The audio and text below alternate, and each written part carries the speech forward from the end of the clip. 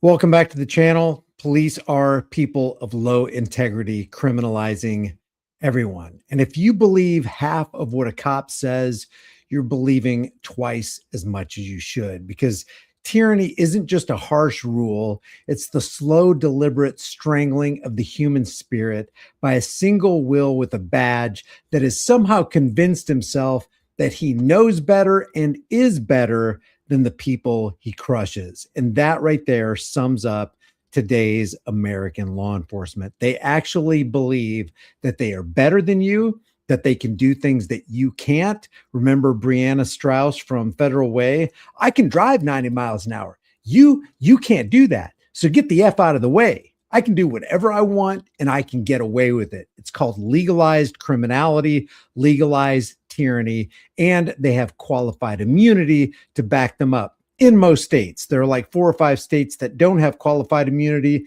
and yet they're still running roughshod over regular people that they believe are less than they are. And that brings us to today's video. This is one of, not the, but one of the most heartbreaking things that I've seen, and it deals with police chases.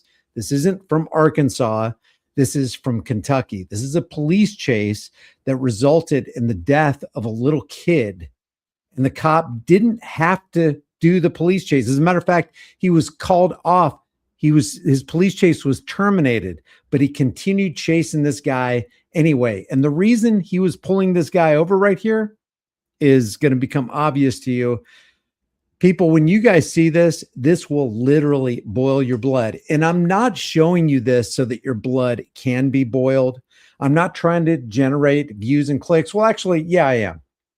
I'm trying to generate views and clicks because only the truth will set you free, right? And we spread brush fires of freedom in the minds of men in the hopes that we can change society and we can change the course that we're going in, this deeply depraved dystopian society filled with flock safety cameras, because it's about keeping us safe. It's not about surveilling and controlling us. So yeah, I want the clicks. I want the views because I want to set brush fires of freedom in the minds of men. And I wouldn't be doing this if I didn't think it was possible, but it does look impossible. So I appreciate your help. I appreciate you guys being here. I appreciate you guys liking and sharing these videos. We're going to go over this and I'm going to make some comments along the way. The channel that did this video did a really, really good job. This comes from, it looks like a news station. It's WDRB and The Wave, but they completely expose the Kentucky State Troopers Association. And I want to show you exactly how they do it. They do it in a fantastic way. 10-year-old Jake Luxemburger was killed when a suspect hit the car that he was riding in. Actually, you know what? I was watching this at 1.5 times speed. Let me slow this down right here.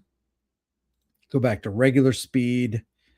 And I actually have to remove this right here. Hold on 1 second because I thought I had this set up. I got to put this in my headphones. Otherwise, you guys aren't going to be able to hear this. Oh, Auditron. Gifted 1 Here's the Deal membership. Wow. Thank you, Auditron. That means a lot, man. Thank you so much for being here. Marb is here. Kelsey is here. Hey, what's up, Cindy? Hopkinson is here. Sojourn, at Sovereign Dirt, Jenny. Rebel Studio is here. Auditron, of course, is in the room. Sheriff Oinko is here. Sheriff Oinko, what's up, man? Low Dimes. We'll get to this in a second. Did I see? Thought I saw. No, I guess not. All right, hold on 1 second, guys. I got to refresh this. Let me remove that. Remove. Share screen. There we go. Now you should be able to hear. Let me know if you guys can hear system audio here.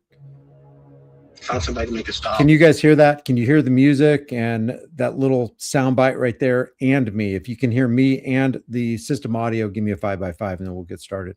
What's up, Jeffrey? Jeff's here. Hopkinson says liked and shared. Thank you, Hopkinson.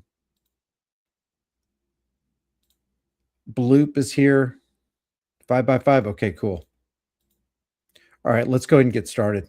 This is heartbreaking. One of the reasons I say this is one of the most horrific things I've ever seen a cop do is because it deals with a family member, and not just any family member. It deals with the death of a child that didn't have to happen, but the cop had to make that stop. He had to go into pursuit, and they completely lied about it. This is all about conspiracy and cover up. So let's take a look at this real quick. Found somebody to make a stop. Get out on it real quick. 10-year-old Jake Luxemburger was killed when a suspect hit the car that he was riding in. Oh my God. During a police chase. Yeah, don't get me in trouble for that shit. A 10-year-old kid who lost his life because of the stupid response and reaction of a Kentucky state trooper. Jake was a happy 10-year-old boy, playing baseball, fishing, being silly, full of life. I'm the Spider-Man. On September 16th, 2023, he'd been shopping with Grandma for his birthday present. Kentucky State Police Trooper Zachary Napier was the only one on shift in that area, and he had somewhere to go. He had somewhere to go. Make no mistake about it. This guy, those are the eyes of only a psychopath would do what you're about to see this guy do. I was planning on going to Michael's wedding. I started heading towards Oldham County so I could get home and be home on time for that wedding.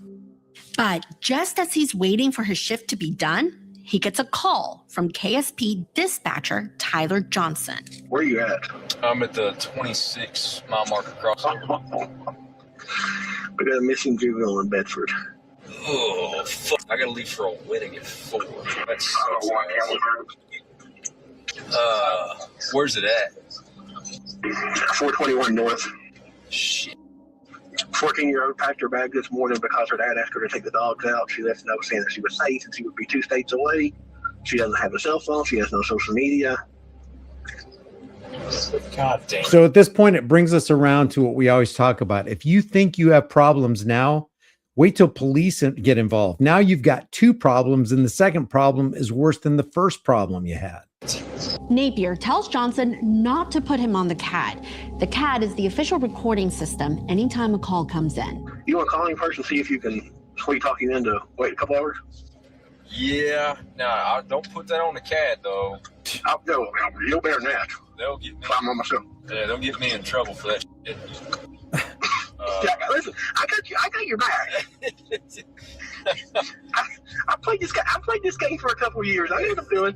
See, that's the dispatcher talking to the trooper. That right there, everything that they say and they think they're saying it in private just testifies to what we already know. To them, this is a game. To us, this is our life. It's our livelihood. It's our life. It's our family. The pair then debates whether to ask the next trooper to come in early. Well, if Gilbert calls him and says he's going to look for him and then he'll be over later to take the report, that smooths that over. So that buys time. That's a good idea. But there's a problem. Someone has to be put into the CAD system right away. So Napier and the dispatcher come up with a different plan, one that would destroy lives and end Jake's. They're going to be wondering why I didn't go out there. Let's see, what can we do to circumvent the system and get you out of doing something that you actually hired on to do? Oh yeah, just pull somebody over. If you just pull somebody, anybody for any reason, just pull them over, interrupt their day so that you can make it to that wedding. I'm trying to figure out how to get That's what we're talking about here. Hold on. I came in my office and closed my door. Are you on the interstate right now? Yeah. Find somebody to make a stop. Get out on it real quick. And you can't be dispatched if you're on a stop. Think about this. Just find somebody, anybody, just make a stop. It doesn't matter if you inconvenience somebody. It doesn't matter if you interfere with their life, liberty, and their pursuit of happiness. We got to get you to that wedding, boy. And don't worry, we're going to look out for the thin blue line of tyranny. We always do. Hey, I've been playing this game long enough. Yeah, I'm going to stop. Just milk it. Just find somebody to stop for something little. All right, I can do that right. All right. Just find something for somebody, something little. That's why I hate corporate traffic law, because under corporate traffic law, you're never going to be perfect out on the road. You know, how many times have you been on any You know, whether it's a 10-mile drive to town or a 50-mile drive or a 500-mile drive, you are going to eventually, one time or another, veer across the dotted line on the left or the solid fog line on the right. And that's enough. Nope, got him. Even if your license plate light is properly illuminated, even if you've activated your turning signal, they could say, well, you didn't activate it fast enough. You didn't give people behind you enough time to discover what you were actually doing, or you were following too close. Any one of thousands of things they can pull you over for. And as long as we have corporate traffic law in place, you can't be free in the land of the free, the so-called land of the free, home of the brave. I got you. All right, I'll call it on the radio. Yeah. You good? Yeah, I got you. All right, sounds good. I All right, appreciate it. This is State's maddening. attorney Gary Adams says Napier immediately started looking for anyone to pull over, and that's when he sees a black SUV.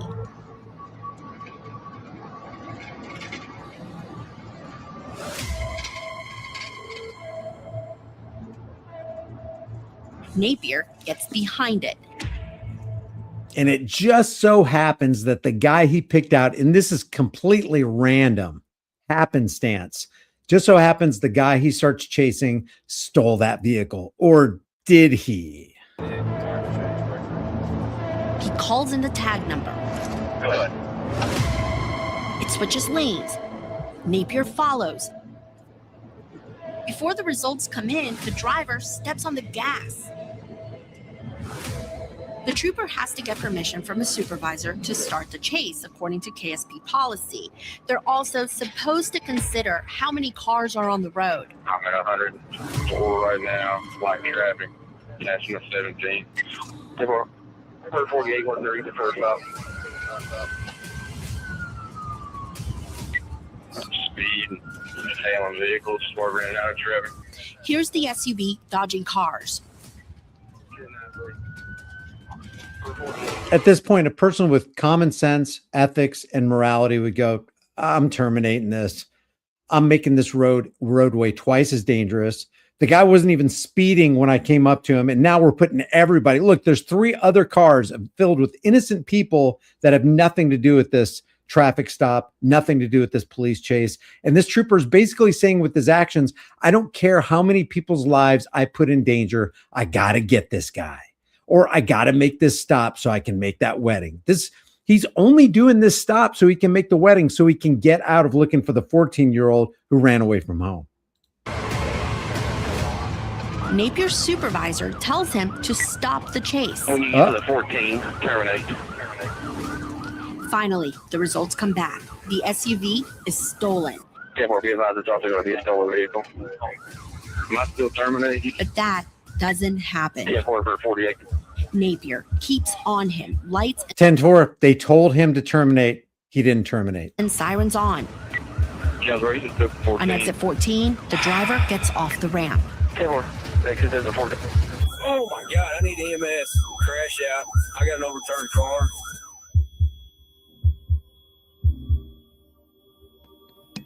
In that overturned car, Jake and his grandmother T-boned by the fleeing driver. Put a 1 in the room if you're a parent. Because, I mean, it's one thing to be a human being and really be empathetic to somebody's plight. It's another thing to be empathetic, fully understanding what it means to have a child and to possibly, maybe somebody in the room has lost a child. But put a 1 in the room if you're a parent. This right here, this is why the Marvin Haymeyers buy D6 bulldozers and plate them with armor and just run through the town. When you back somebody into the corner, you force them to the very end of their rope. You make them literally go crazy by stealing their pride and joy from them, their own daughter or their son. You have just pushed them over the edge way past the point of ever coming back. This is why people load up. You remember that guy? I don't remember his name. I'll try to look it up as we're watching this. But there was a guy who the Arvada, Colorado Police Department just pushed way too far.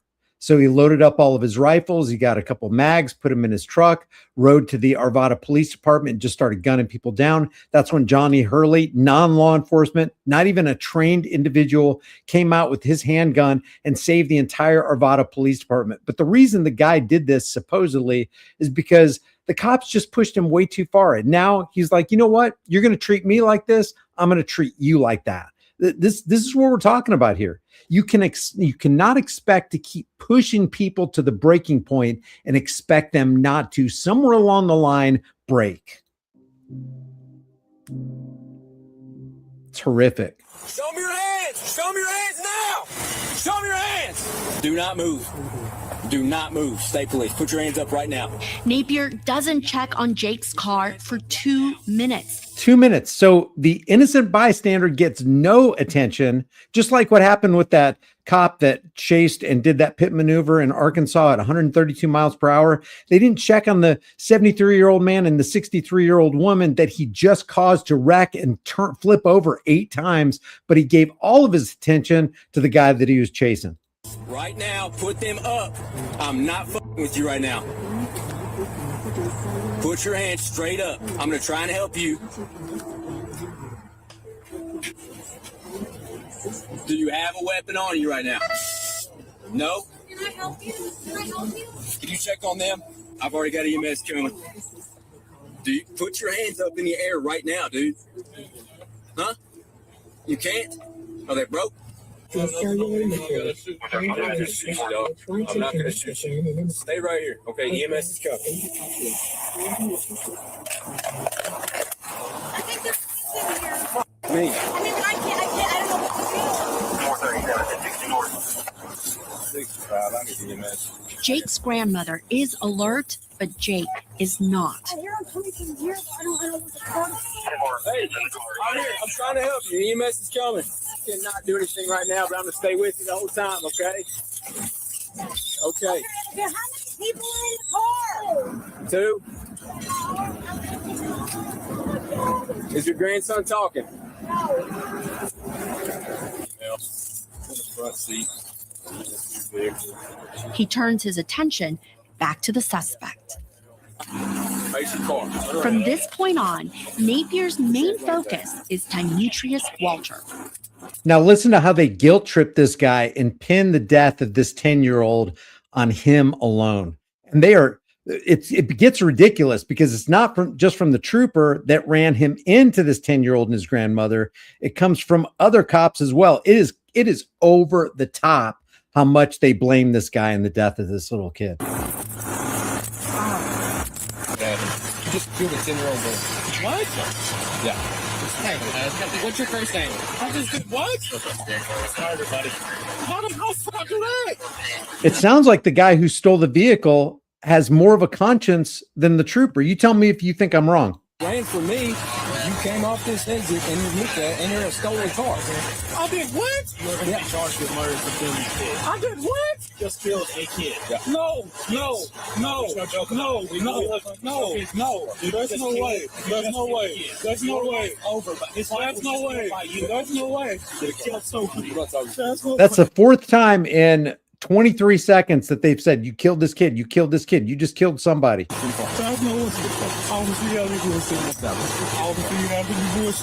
not. I'm supposed to be home already. That's no way, bro. Get a car. That's no way. Get a car. There's no way, bro. There's no way. You will never, ever see a cop act like that. I doubt that this guy is even aware that he's being recorded.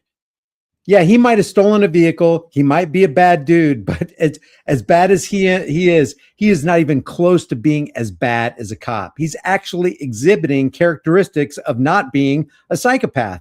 He looks really emotionally disturbed about what just happened. There's no way, bro. There's no way. There's no way.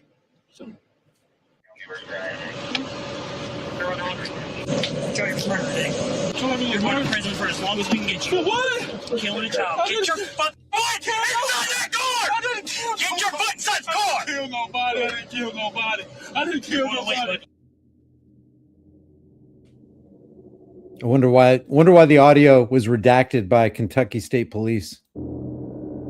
Justice complaint of a 14-year-old daughter who ran away this morning. Just when she takes away. No, I didn't kill nobody. I didn't kill nobody. Gone for a lifetime, buddy. I didn't kill nobody. Shut the up. I don't want to talk to your dumb ass right now. You just killed that kid. What? Killed that That's 6. Kid. What? That's 7. I killed a kid. You did that. You did that. That's 8, 9. Yes. I'm not going to make bullshit up to you, dude. You killed that kid. Do you know your name? Do you play that game? Yeah, the cops aren't even rattled at all. And this guy, it's only conceptual to him. He can only conceive it with his mind based on what the cops are telling him. For all he knows, the cops are lying, but he's still shaken up about it. The cops, having seen the little boy in an unconscious state, aren't even acting. They're not acting like they're phased at all. This is scary, guys. The reason I want to show you this is this unearths so much psychological garbage, so much psychopathy within these badged, uniform-wearing misfits who actually believe they're better than us, when a guy who just stole a car is exhibiting like real, raw emotion. I'm not cutting this guy who stole the car any slack. He was being dangerous on the road, driving in excess of 105 miles an hour. He caused the crash, but hand in glove, the trooper also caused the crash. As a matter of fact, he was the initiator of the pursuit. There wouldn't have been 2 vehicles speeding on the roadway if it wasn't for the trooper, because this guy right here wasn't even speeding. There was no indication that he was committing any vehicle infraction at all. What's your first name? What is your first name? Do you speak English? Yes, I speak English. What's your first name? What the fuck? What is your first name? The guy cannot even get a grip, and I think this is genuine. Do not even do this right now. What is your first name? I'm gonna hit you as hard as I fucking can if you don't tell me your name. Now they're threatening his life. Now they're threatening him with violence. I'm going to hit you as hard as I can. And wait till the female trooper steps up. You know what I hope you do when you get to jail? No. I hope you find a bed sheet. Hope you tie it off on one of the fucking poles up there. You hang your fucking self. I've never said that to another person. Is that a female officer, or is that a beta male officer that sounds like a female? Listen to what this cop says to this guy. You know what I hope you do when you get to jail? No. I hope you find a bed sheet. Hope you tie it off on one of the fucking poles up there. You hang your fucking self. This is crazy, man. And the cop is probably wearing a body camera, so he knows he's being recorded. You got to know that there's a constant camera running in the backseat of a patrol cruiser, and he still says this crap anyway. I've never said that to another person in my life. I doubt that. I bet he said it to a lot of people in his life. You are a worthless human being. I swear to God, if you lied to that trooper about who you are, your felonies are just going to keep piling up. Did you lie to that trooper about who you are? I didn't kill someone. You absolutely killed a man today. How many, what is that? Like a dozen times already that they've drilled into this guy's mind that he killed somebody? He killed a little kid? You did. You did kill a kid today. No. You live with that. No. Understand me? No. They want to see somebody. They want so bad to see somebody internally struggle. They want to put the verbal hurt on you. That's how psychopathic they are. That's how insane. That's how crazy. That's how out in left field these cops are. They want to keep, they have forced speech. They want to see you squirm. They want to see you struggle. They want to see you cry. They want to see you exhibit all of these human emotions, probably because they can't feel these emotions. And a large portion of these cops, if not all of them, exhibit psychopathic tendencies. In other words, they have a profound inability to be able to show true, raw human emotions. Now, they can act like they're showing emotions so that they can manipulate other people, but they're not true. They're not genuine. And a lot of times they can't even act right. They can't even act like they're sad. Tears don't run down their face. They aren't distraught when they see all this stuff. The stuff that they caused. Remember, the trooper caused all of this. Yeah, he was a catalyst. He was a bad dude. If he truly stole somebody's vehicle, he ran from the police, put people in danger. But this guy's like probably thinking in his mind, if the cops catch me, They'll probably beat me to death, beat me unconscious. I'll probably be losing some teeth, breaking some bones. They'll sick a dog on me and, tear my crotch apart. So my best bet is to run from the police because they're so dangerous. And that's what cops have, such a bad rap, a legitimately, objectively real bad rap, that people are running from them because in their mind, it's probably not right.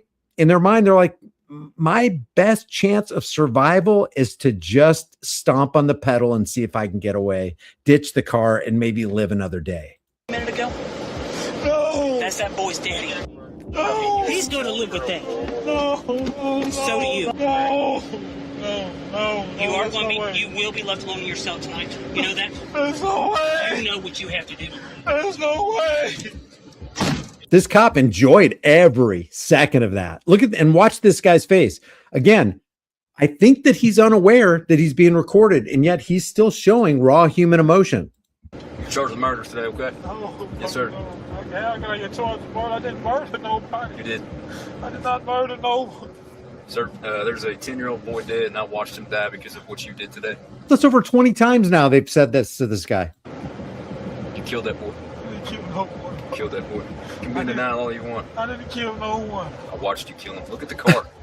KSP started. I watched you kill him.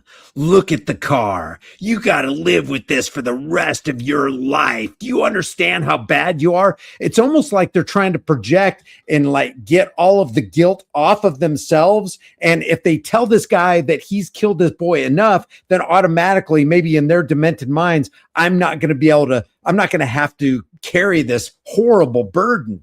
It's probably a cleansing process for psychopaths. I don't know. I'm not a psychologist, but I can tell you, let's see something here. They've already, it's over 24 times they've said, you've killed him. It's your fault. You're going to have to live with this. Look at the car. Let's see. So this is, we're going to get back to this. This is 10:08. The time right here, 17:24. That's 5:24. Let's see when this accident actually happened. 5:24. He's chasing this guy at what time? Oh my God. We're going to come back at 10:08. It's off the ramp. 17:24. Okay, so in less than 2 hours, so this is 15:38. The body cam or dash cam right here is 15:38. Now it's 17:24, and they're still sitting there. So this happened on September 16th, 2023. The crash happened around 15. Let's see. On exit 14, the driver gets off the ramp. Yeah, 15:38. Let's go to 10:08. So they've been sitting there for about an hour and 46 minutes. So in that hour and 46 minutes, just what we've seen on these little snippets, they've told this guy no less than 24 times, it's your fault. A little kid is dead because of you. You're going to have to live with this for the rest of your life. They are just really, really just pounding this guy into the dirt. Get the car. KSP started reviewing Jake's case, and that's when they found the video between Napier and the dispatcher. Oh boy. We got a missing juvenile in Bedford. Oh, fuck. I gotta leave for a wedding at 4. At first, the investigators don't tell Napier they know there's a video. They start asking questions, but Napier doesn't want to answer. Stay tuned. Does Trooper Napier get in trouble? Will Trooper Napier see one moment in jail? Do you recall if on that day that you had any place to be? Did you have any big event or did you have plans for after you got off work? I did after I got off work, yes. Okay, and do you recall what that was? Yeah, I don't think that's really pertinent. As it was when I was going to be off duty. I don't really feel comfortable answering that. At this point, I'll be honest, I'm going to get a little emotional. This day was fucking hard. Okay, I understand that. So you can't recall whether or not you had anything, or you don't want to answer that? Okay, and you're shaking your head no? All right. I think this is like stock acting footage right here. These aren't the real guys, but this guy's, I'll be honest with you. I'll be honest with you. I'm getting a little emotional here. Yeah, sorry about that, gentlemen. I don't even care if this is on recording. This is bullshit. They asked Napier what he was doing while he was sitting in his car waiting. Napier tells them that he was working on his cases. There's a problem, though. The records don't show any of that. And so obviously, if you've got any kind of Word documents that were created that day, then we can pull those up and we can see those. And we can see the date. Let me correct myself. I don't know. Like, I'm on light duty, right? Documented with a brain stuff. So I'm getting to the point right now where I'm about done answering shit. I'm on light duty and full pay, and I'm getting to the point where I don't want to answer your shit. Napier says that he doesn't remember what he told the Yeah, that was a reenactment on video, but the audio was the actual audio from the investigation. dispatcher, Tyler Johnson. Investigators asked Johnson too. And I don't want it to sound like I was encouraging him to do something. So I wasn't trying to suggest it, but I was saying, I know what's going to happen. If this He was totally suggesting it. He's like, let's see, what can I come up with? He wasn't just suggesting it. He came up with the plan. This dispatcher is completely lying. And I wonder if at this point, the dispatcher is thinking, well, they don't have any of the stuff on recording. What a bunch of freaking liars. What you decide to do when you work with them long enough, you know how they are.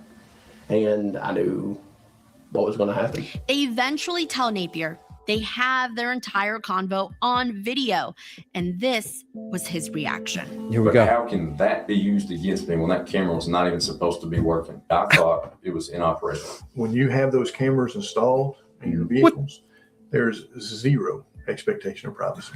What brought this into clarity was the collision. And now we find it is related to something that is against our policy. So therefore, we have every right to hold our people accountable when we find things like that. Did you hear the reaction of the cop? The reaction of the cop wasn't remorse. The reaction was, how can you use that footage when I didn't even know I was being recorded? Are you kidding me? No apology? No. Oh my God. Yeah. You caught me. I'm as evil as the recording indicates.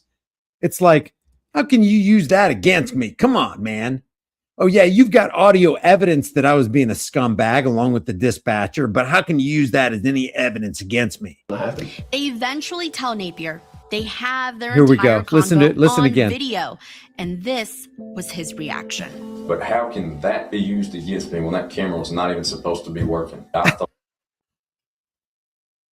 That's like an armed robber going into the bank going, hey, I thought those cameras were inoperable. How can you pin me for this bank robbery when I thought the cameras weren't even working? You can't do that. It's like you're trying to pull out this get out of jail free card that nobody recognizes as legitimate. it was inoperational. When you have those cameras installed in your vehicles, there's zero expectation of privacy. What brought this into clarity was the collision. And now we find it is related to something that is against our policy. What you don't understand, Josephine, is if I don't interrupt, then content creators get a fair use complaint. That's why I said at the beginning of this video, we're going to watch some video and make some comments along the way. If you don't interrupt enough, if it's not what YouTube views as commentary purposes, your channel gets a community guideline strike, which puts you basically in the doghouse with YouTube. That's why you stop these. And hopefully, I mean, if you think my comments aren't worth making, put a 2 in the room. If you think that it's worth having a conversation about and commenting on, put a 1 in the room. So therefore, we have every right to hold our people accountable when we find things like that. KSP fired the dispatcher. As for Napier, 1 year later, he got in trouble for not turning in evidence on time or completing case reports. 1 year later, why is he even on the force for another year? Why would you this is the KSP and all police departments. This is what I want to bring out on this video right here. This isn't limited to just Kentucky State Police, Tennessee State Police, Arkansas State Police, or any other state police organization. This is epidemic. They will keep somebody that they know is bad, they know is dangerous, who even killed a kid, caused a horrible crash. No telling how much in medical bills the grandma had to pay. They will keep that person on the force and interacting with the public and behind the wheel of a souped up cruiser because they don't give a damn about you and me and our families and these little kids. They don't even give a damn. This trooper right here proved he didn't even give a damn about trying to recover and find a 14-year-old who ran away from home. He was too busy going to a wedding that wasn't his, and he never ended up making it anyway and killed somebody in the process and blamed the guy he was chasing on the murder. Because that's what it is. This is murder by highway patrol. When he showed up to the internal affairs interview, he smelled like alcohol and blew a .07. He quit later that day. Jake's because they took him behind the closed doors and they said, okay, we can fire you or you can quit. Now, if you quit, that's a resignation. If you resign, you get to resign with your full pension, and we'll probably give you a recommendation and a commendation for the next police department because we wouldn't dare decertify you. You'd be a great asset for any police department. We just can't use you here because you've created a PR nightmare that we can't cover up any longer. That's how evil, that's how deep the well of tyranny goes on these people. family created the Jake Luxemburger Foundation. It aims to make a positive impact in the community. That's something that his parents say he would have wanted. He would walk around talking about he wants to be famous. He wants to be known. And although this isn't the way that we obviously saw that happening, we know he's looking down and he's pretty famous in our eyes. Unbelievable. Jake's short life had another impact. Kentucky strengthened laws for those who run from police. But there still aren't any laws, state or national, that set the rules for what police can chase for. Who cares if there is? Who cares? You know why I say that? You have probably one of the strongest laws you could possibly have that's supposed to constrain law enforcement. There are two of them, 18 U.S.C. 241, 18 U.S.C. 242, conspiracy against rights and deprivation of rights under color of law. It says, if under the color of any law, rule, ordinance, statute, or code, you deprive anyone anywhere of any of their rights in violation of the Constitution, they'll be fined or imprisoned or both, or may be subject to death. That's like the strongest possible law or rule that you could have. Guess what? They don't care. They still conduct their tyranny and their oppression anyway. They give no attention. They don't care about laws because they truly believe laws don't apply to them and definitely apply to you. And they have the gall to label us as sovereign citizens. Most of these pursuits are for traffic or safety violations. And why would we risk public safety for that? Exactly. Why would we risk public safety to go 104 miles per hour to get some guy we believe is unsafe? Now it's twice as unsafe. Now it's 3 times as unsafe because one of my buddies is helping me in the pursuit. Jeffrey Albert has studied police pursuits for nearly 40 years. He's recognized as a leading source, contributing to major organizations like PERF, the Police Executive Research Forum, which looks at the dangers of chases and makes recommendations for departments across the country. It's extremely dangerous in that you have a person who's trying to evade the police and trying to get away. Who knows how many police cars driving the same way to apprehend this person. And the problem is there's no way to apprehend them. You can't get the person to stop. You're just hoping that he or she will stop based on your emergency equipment, your lights and sirens, which is a legal order to stop, but the person's already decided to flee. Nationally, studies show 20% of all police chases end in a crash. PERF considers chases so volatile that they recommend they only happen under 2 conditions. 1, the suspect has committed a violent felony, or 2, he's about to. Why do people go to NASCAR races? Do they want to see the cars, or are they waiting for something to crash? It's an exciting, adventurous task, but when you're dealing with people's lives, it's a little different. Now, I had never thought of equating the actions of law enforcement, specifically state troopers, and even more specifically, Kentucky State Police, Arkansas State Police, and Tennessee State Police. Arkansas is the worst. They'll pit maneuver you at 131. Most other ones have the cutoff at 35 or 45 miles per hour, which is bad enough, but There's no upper limit on Arkansas State Police conducting a TVI or a tactical vehicle intervention, and yet they'll do it anyway. But I never thought of correlating what they do with NASCAR and people going to NASCAR, not just to watch fast cars going around in a circle, but to actually, be entertained by crashes that are potentially fatal, not only to the race car driver, but if they crash in the stands and spill their fuel and fire goes everywhere, they go to see that.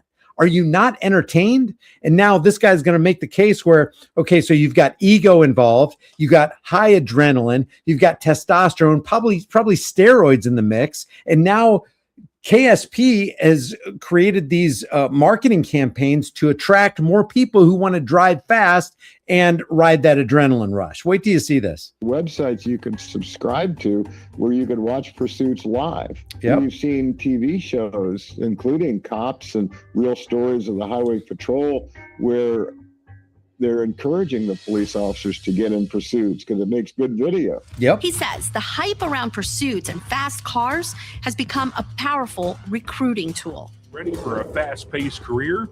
Apply today at joinksp.com. KSP's Instagram account is filled with videos of their cruisers on racetracks partnering with NASCAR. This video got 130,000 likes. Wow. Talk about number one, tone deaf on the part of Kentucky State troopers. And number two, massive, deep, thick, and wide Stockholm syndrome and cognitive dissonance for all the bootlickers out there who are just rooting this on. Not really thinking about, I don't think, about the end result of them speeding down the road. Now you got 10 troopers chasing one guy when it was just one speeding guy down the road, one speeding motorcyclist. Now you got 10 troopers chasing him. And now the motorcycle guy is going twice as fast with all the troopers going in excess of 100, 110 miles per hour, putting everybody's lives at risk. Someone thought, well, this will be a good idea. Let's recruit people who want to drive fast. Exactly. Maybe recruiting the wrong kind of person. You may be recruiting the wrong kind of Officers person. could get charged for violating someone's civil rights if they step beyond the boundaries. The officers need to control their tempers because they don't have the right. It's excessive force. If Wow. someone is not threatening you or is a risk to you after the chase is over to go use force. The public shouldn't flee from the police, but they do. Police shouldn't overreact and want to punish the person. Look at that guy. But sometimes they do. I mean, it is a low, zero integrity individual who wants to sign up. You mean I get to drive fast? You mean when I drive fast, I'm not going to get a speeding ticket and I may get a reward? Like Trooper Bird from the Arkansas State Police, they call him a hero. I want to be a hero. I want people to bow down and lick my boots. I want the 25 or 50% discount at the local restaurant. I want the adrenaline rush. You mean I get to take steroids, but if I catch somebody else hauling drugs, I get to apprehend them, put my hands on them, sick the dog on them, pummel them in the face a couple times, because it's a compliance hold? You mean I get to do that? What kind of people do you think they hope to attract? I think we all know. Know that once officers get involved in these chases, their blood pressure goes up, their adrenaline goes up. There is a biophysical element to a chase that results in beatings. Damn. KSP averaged 300 pursuits a year. 20% of chases ended in a crash. What? Like the one you're about to see. That means they know that 2 out of 10 chases will end in a crash. And the person on the other end of that crash may be a family member, maybe your mom, your dad, your grandparents, your kids, and they're going to do it anyway. It was a sunny Sunday morning. Around 9:30 a.m., KSP troopers Adam Sandage and Elliot Young's breakfast is interrupted. There's a chase. Trooper Sam Shacklett tried to stop a car for speeding before it took off. Just past Mulberry. Stuck behind traffic here at Hospital. At times, they dodged cars, sped through intersections. Some drivers pulled over the side of the road. Officers tried to catch up.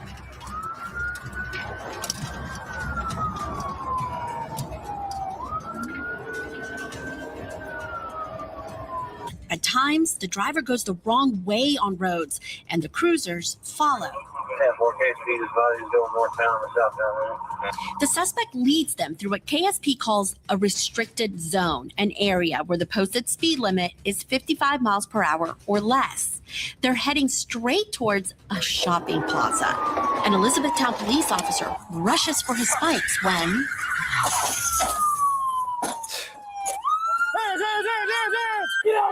And it's only by luck that they didn't plow into somebody as they were chasing him. Hands!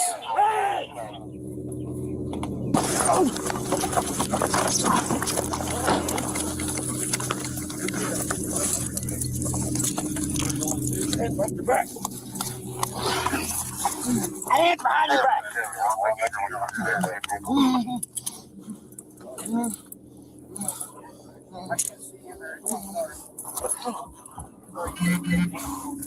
Sandage said the suspect was resisting. Sergeant Jeremy Mabe reviews the use of force and said it was reasonable. After the chase, Sergeant Jeremy Mabe was like, you know what we're going to do? We're going to go ahead and investigate ourselves and find out if we committed any wrongdoing. And I pretty much can tell you exactly what's going to happen. We didn't commit any wrongdoing. And who are you to say we are? troopers and officers all talk about what just happened. He almost ran into me head on. They came up over that curve right there. I just stopped. I stopped a couple of intersections because people were just all over the place. It went over that curb, apparently. Yeah, I think back here. That would have been stupid. All those people, too. Yeah. This is the other cops talking about what KSP's doing. Look, they put everybody else in danger. Even other cops are criticizing their fellow cops in the other department on body camera. Pay attention to this. Let me just go back over this. Here. That would have been stupid. All those people, too. Yeah, exactly. It's a good thing this happened. Oh, absolutely. Well, of course, as reckless as this was to begin with. Yeah. Run from KSP or you? KSP. I mean, why? What's Even the EMTs showing up. They running from you guys or KSP? No, KSP, it's like they're looking toward the sky, doing their eye roll, going, that figures. That sounds like KSP. They don't give a damn about any of us. If it was us, we would have terminated it. what? We don't chase anybody anymore. All we can hope for is KSP starts it.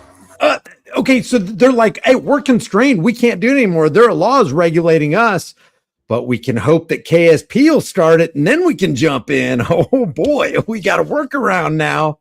Well, you all heard me. I tried to find out what the pursuit was about. Is that stolen? No, do what? No, sir. It's not stolen. Troopers track down the owner of the car. So that car's not stolen. Did you let him have it? No, he did not steal my car. So he was allowed to have it? Yes. So it wasn't even a stolen car. So if the car wasn't stolen, why did he run? Scared, man. Scared? What are you scared of? You had a warrant or something? Yeah. You got a warrant? Yeah, I was on probation. Violating probation. Okay. Hey, all right. Look, hey. Is that your gun in there? Yes, sir. Okay. You like it? That's pretty nice. Where'd you get that extended bag? Don't worry about How much that thing cost? You ain't want to know. Just free. What county we in? You're in Hardin County, Kentucky. Holy shit. There's back and forth between Sergeant Mabe and Trooper Shacklett about why they entered into a restricted zone. Mabe says he called off the chase. Shacklett said the opposite, that Mabe gave him his blessing. However, KSP doesn't make it a norm to stop a chase just because it entered into a restricted zone. And I don't know if you noticed that, but that's a work zone right there. You try speeding through a work zone and see what happens to you. To stop a chase just because it entered into a restricted zone. You violated several policies. Did In he go to 2024 Did he go to jail? No. Did he lose his job? No. Or 47% of pursuits ended only because they lost sight of the suspect. Terminating because of a restricted zone only happened 12% of the time.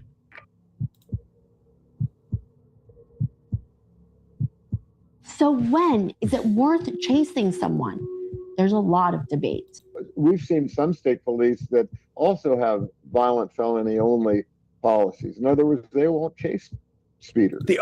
Think about, when would you think it would be okay to exceed the speed limit and put other lives in danger? I can't think. I can't think of a time where it's worth putting other lives in danger for anything. But if there was ever going to be a reason, the guy just shot up a school or a post office or a state fair. He's on the run and he aims to kill other people, or maybe he's shooting out the window and putting other people in danger. At that point, it's like they're already putting people in danger. We got to get this guy off the road.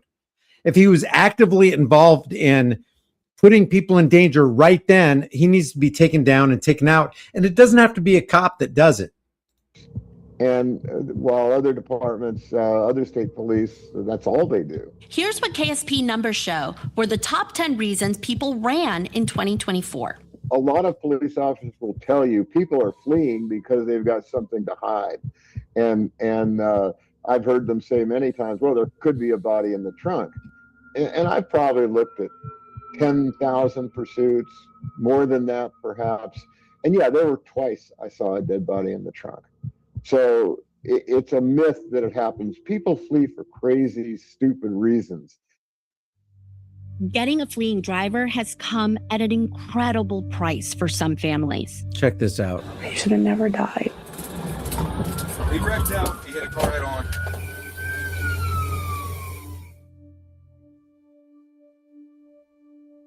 Goofy, funny, never met a stranger, even have the worst day, and he would find some way to make you smile. I miss him. I miss him. Yeah, that's kind of a catch-22 also, isn't it? Chasing my kid if kidnapped. Like, yeah, I get it. But while you're chasing the kid, let's say the kidnapper exceeds 110, 115, 120 miles per hour. I wouldn't want a state trooper doing a pit maneuver because my kid who was kidnapped in that car could die during that pit maneuver. So it's like that's a catch-22. You don't want the kidnapper to get away with your kid, but you also don't want the cop to jeopardize the life of your kid by doing a pit maneuver 134 miles per hour like that Arkansas state trooper just did. I drive past the wreck every day on my way to work. This is insane.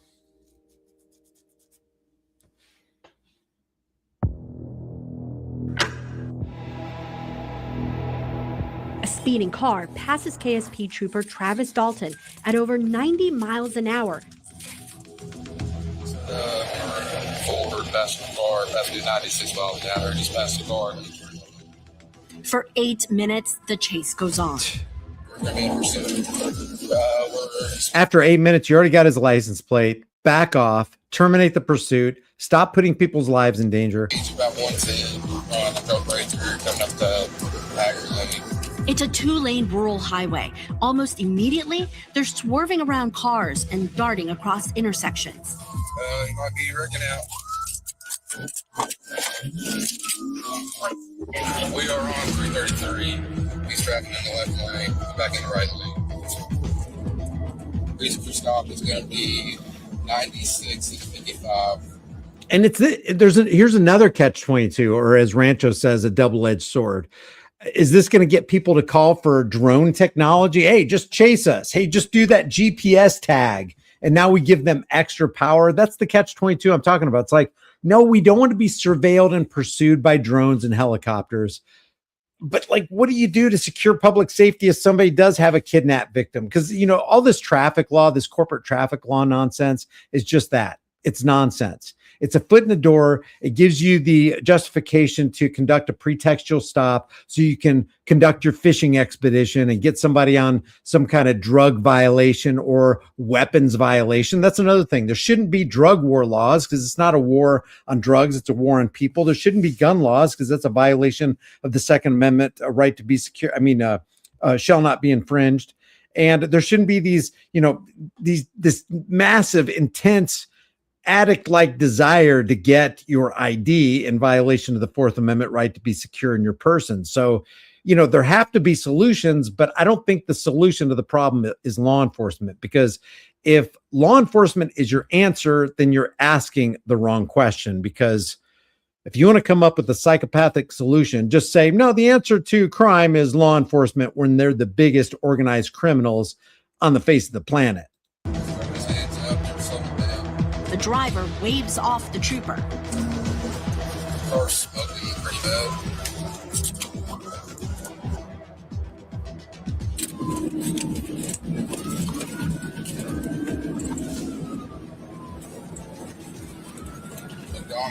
And here you go, Blind Hill. Somebody just died. Fire, send me. He hit a car head on. Rodney Richards crashes into. Gosh, I wonder why he hit a car head on. Would he have been going that fast if you weren't pursuing him, you knucklehead?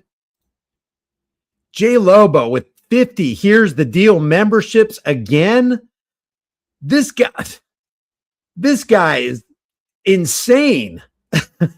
If you were the beneficiary of a free Here's the Deal membership, it was purchased for you by Jay Lobo 8581. Give him a shout out. Thank you, Jay. To Jordan's car and dies instantly. Show me your hands.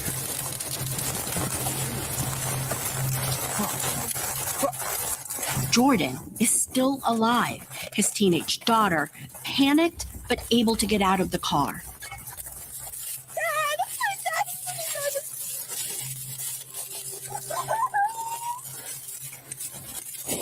Right here. I need units. Back up, back up. Hey, back the truck up. This is overwhelmingly sad, and it was caused by this damn trooper, this protector and if those are the protectors and servants of society, we are in big trouble. Stop traffic for me. Dalton frantically tries to get a hold of the scene. He helps Jordan's daughter and gets her off the road. Have your wife sit there pulling this driveway and have her sit in the truck if you don't mind. He tries to reach Jordan. Hey, can you talk to me? No, you just killed me. I can't talk to you. Talk to me. Can you hear me? A nurse who lives nearby tries to help. Is he still breathing? You can hear him? Is he talking at all? No. Is he alert? Yes, he's awake. Therefore, we got a medical female on site that just happened to pull up. She's talking to him. He's not responding back, but she's with him right now. Can you talk to me? Is he moving his eyes, Chelsea? Yes. This is beyond infuriating. He's fully. Can you talk to me? Can you touch? Hey. 3 months later, he died in the hospital. And this trooper is going to get away scot-free. Jordan's daughter didn't suffer any major injuries, but it did break her heart. It's been really hard on her. Losing her father, and I think mainly being the only survivor of a wreck has been very hard on her mentally. Yeah, it's called survivor's guilt. She made it. Her dad didn't. All because of a trooper. The actions, the stupid actions, the unthinking, uncaring actions of a trooper. Jordan's family is now suing. It's not the money, they say, but rather an effort towards change. They want KSP to limit the reasons why their troopers can chase someone and add safety measures in case they do. How about this? Start with taking away qualified immunity. If a trooper ever does this, he goes to jail for a minimum of 12 months. He loses his pension. That pension is liquidated and given to his victims. He can never, under policy, conduct a pit maneuver or a high-speed chase. How about doing that? If he ever does, he's committed a crime and will be viewed outside of the law enforcement lens, outside of wearing a badge and a uniform and a utility belt. He's going to be judged like any one of us would judge, and he's going to be judged, and you would go to jail just like any one of us would. Just problem solved. If you look at the totality of that, It screams that this is a police pursuit that need to be discontinued before it unfortunately reached the tragic ending that it did. Of course. If they had that policy in place, Jordan would probably be alive. No, that's not true. They could have, see, that's another thing too. What I just said, hey, you need to have a policy. You need to have a law. We already have laws and policies that constrain the cops, and yet they do what they do anyway. We have a Bill of Rights, and they won't let us be free. They won't. Why? Because they're order following psychopaths, and they will do what their political parasitic politicians tell them to do because they're going to get a paycheck for it. They wouldn't have chased him. They wouldn't have chased him that far. Jordan would be alive. Sadly, in my experience, it is not until lawsuits are filed and people are held accountable that we can affect change. It usually just doesn't happen voluntarily. And we just say that year after year, and no change ever comes. Yeah, some clowns will make you laugh. Some clowns will kill you. Exactly. In 2020, Kentucky passed Jill's Law, named after Jill Hurst, a teenager who died during a chase in Anderson County, Kentucky. Agencies must now have a specific pursuit policy, something that you may have thought was already in place. It requires officers go through more pursuit training. Agencies now have to conduct a yearly review, but no one is required to examine it other than the agency itself. The law doesn't limit agencies on how and when to chase. I don't think it's appropriate. I don't think it's fair to the officers to put them in that situation. But I don't think it's fair to the officers to put them in the situation. They made a choice. Even if you sign on the dotted line to become a law enforcement officer, nobody's making you step on the pedal. You're doing that. And you're going to sit there. You're such an order follower that you need somebody to call you off and terminate the police chase. You can't do it yourself. You can't refer to conscience and evidence and common sense and go, you know what? I'm putting a lot of people in danger here. I better not do this. Oh, you need the word from above to terminate the chase? That's nonsensical. The more vague their policy, the more decisions they have to make during the heat of the chase. When I train police officers, I often ask, how would you feel if your 16-year-old daughter were injured in a pursuit by one of your colleagues who was chasing someone for a stolen car? Do you think that's worth it? KSP's pursuit policy is 9 pages long. It doesn't have specific restrictions, but rather considerations for when to start a chase. If they believe that their policy was adequate and was properly followed in this situation, then that is an inadequate policy. His death was unnecessary. His death was uncalled for. He should have never died. Just power corrupts. Power tends to corrupt, and absolute power corrupts absolutely. And when you have cops like this who want that adrenaline rush, who are probably on testosterone, some kind of PED, and they have this power coursing through their vein. And it's not even so much that power corrupts and absolute power corrupts absolutely. And we've said this before on this channel. It's more like power draws the corruptible. Who do you expect to fill those law enforcement shoes but an order follower who just wants to get a paycheck for doing very corrupt things that are legalized? Because that's what this is. This is legalized, organized corruption. And it ends in the lives of a lot of people, including this little kid right here. So leave your thoughts about this. I want to know what you guys have to say about this. Do you think that I was being unfair in anything that I said about this state trooper? Do you think it's right for this state trooper to have pursued? What do you think about the dispatcher and the state trooper conspiring together to just pick somebody out on the road to pull over so that we can put in the CAD that, you're involved in a traffic stop right now so that you can make a wedding date? Leave your thoughts about this. I want to hear what you have to say about this. Let me know. I have something else to cover, and that's this right here. Remember the guy who said that I'm going to sue you, and the police said, he said he's going to shoot us. And then they indicted this guy as making terrorist threats. I've got an update for you on this that's 2 days old. I don't know if you've seen it yet. Let me know if you want to cover that. Let me go ahead and give a shout out to everybody who's given a super chat right now. Auditron gifted a one membership to somebody in the room. I don't know who got that. Do Not Operator says, I emailed you the LIBJ to my video where I was arrested for cussing. You might like the one where they held me at Pew Point in Myrtle as well. I'll have to take a look at that. Thanks, operator.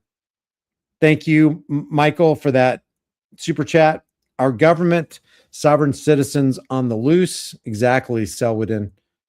Let's OTVO has been a member for 29 months. You got to be kidding me. Thank you, man. Jay Lobo, of course, gifted 50. Here's the deal memberships. Thank you, Jay.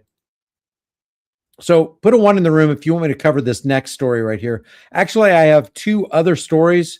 There's this quote unquote sovereign citizen that gets pulled over by the cops. And let's see. This one right here where there's 2 drunk cops, a male and a female, on a ski slope. And I just want to show you how cops act. But if you want me to cover these other ones, I can extend the live stream. I was only going to go for an hour. It's an hour and 5 minutes right now. But if you guys want me to keep on going, I will. Thank you to everybody who's contributing to this. If anybody's, let me see if I've got any Cash Apps before we get into the next one here. Let's see.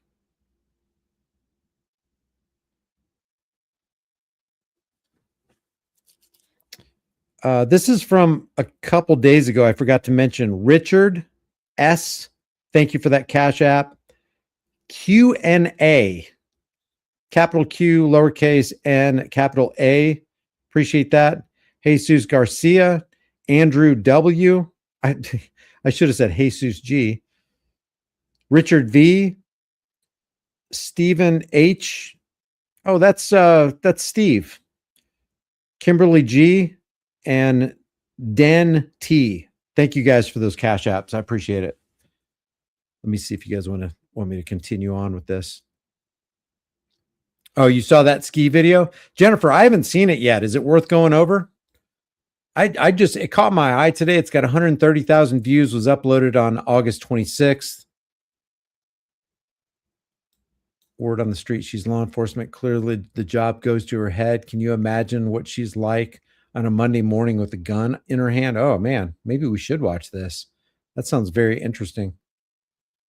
All right. You remember the guy who police went to his door because there was this disagreement with his girlfriend, and they came to his door, banged on his door, and he yelled out, "I'm going to sue you." And they put in the police report, well, he said he's going to shoot us. He literally said, "I'm going to sue your department." Clearly, you can hear that he didn't say, "I'm going to shoot your department," but they said that he's going to shoot us.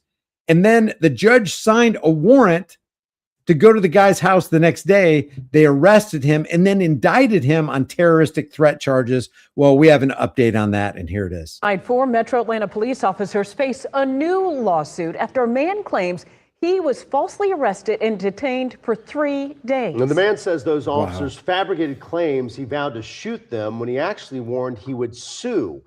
ANF investigative reporter Anna Parada broke the original story that led to a district attorney dropping charges against him. Yeah, guys, this is the lawsuit filed earlier this month against 4 Douglasville police officers. Homeowner Daniel Waston threatened to sue them last year, and earlier this month, he made good on that promise.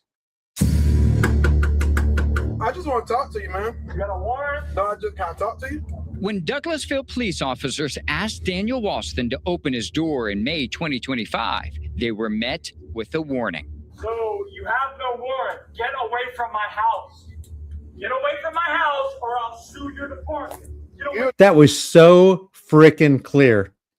Get away from my house or I will sue your department, not shoot your department. And if he said, "I'm going to shoot your department," that's just weird to even say. It was clear as day. And if it wasn't on body cam, then the judge still would see. Sight unseen, the judge signed the warrant based on what the cop said without looking at the body cam evidence. Hey, you're telling me that the guy said he's going to shoot the department, which is a terroristic threat if he said that, but can you show me the proof? Let me review the body cam before I put pen to paper and sign this warrant, is what he should have said. That's what the prosecutor should have said. And yet they bulldoze through with the prosecution to indict this guy. Do what? House. You'll do what? Sue our department is what he just said. Here, let's listen to it again. Warren, get away from my house. Get away from my house or I'll sue your department. You'll do what? House. You'll do what? Sue our department is what he just said. I'll We can back off. your department. He even highlighted and italicized and put the inflection on. I said, I will sue your department. I said it as loudly and as clearly as I could. Yeah, I don't even say you could say it more clear. We can back off. Your department. The officers were there to investigate a verbal argument that led to his wife's arrest. The next day, a judge signed an arrest warrant claiming Daniel threatened to shoot the police for being on his property. Why would he do that sight unseen? It seems like there should be some kind of chain of custody or chain of command or some kind of proof before any judge could sign any warrant taking a person's rights and livelihood away. The guy ends up losing his job over this. There you want to come to the front door with your hands out. You're under arrest. You got a warrant for terrorist threats, all right? For threatening to kill the officers last night. Wow. A Douglas County grand jury indicted him for terroristic threats, a felony in Georgia that carries up to 5 years in prison. It's okay. I can prove I didn't do it. So Atlanta News First. I love this guy's outlook. And I love that he's not begging, he's not pleading, he's not crying. He's just standing stone-faced, toe-to-toe against the tyrants. And remember, tyranny is a mirror that reflects only one face while outlawing all others from daring to look into or even question the tyrant. That's how our system operates. And this guy right here is standing toe-to-toe with them, face-to-face. It's okay. I'm going to win this, you frickin' liars. And if you think that this is the only time this police department has done this, abusing their authority, if you think this is the only time the judge did this, signing a warrant against an innocent person, you got your head in the sand. Investigates proved he didn't do it. After we sent the body camera video to the Douglas County District Attorney's Office asking them to review the case, prosecutors dropped the charge against Daniel. But they never would have done that if this news station didn't step in. So what if this news station didn't step in? What if it didn't become an outrage, a public outrage and a PR nightmare for this department? They would have steamrolled over this guy. So how many innocent people are in jail because a judge lied, a prosecutor lied, the cops lied, and he just got completely pummeled by the system? It happens every single day. No telling how many times a day. I'm so grateful for Atlanta News First. Like, without you, I would be 100% still facing trial. About a year That's sobering. later, Daniel followed through on his promise, filing a lawsuit in August against 4 Douglasville police officers for what he alleges was an unlawful arrest and malicious prosecution. Robert Kenner is Daniel's attorney. I was shocked because you can clearly hear on the body camera that he says, and he repeats himself. He said, yeah. We can back off. Your department. It wasn't until, you broke the story.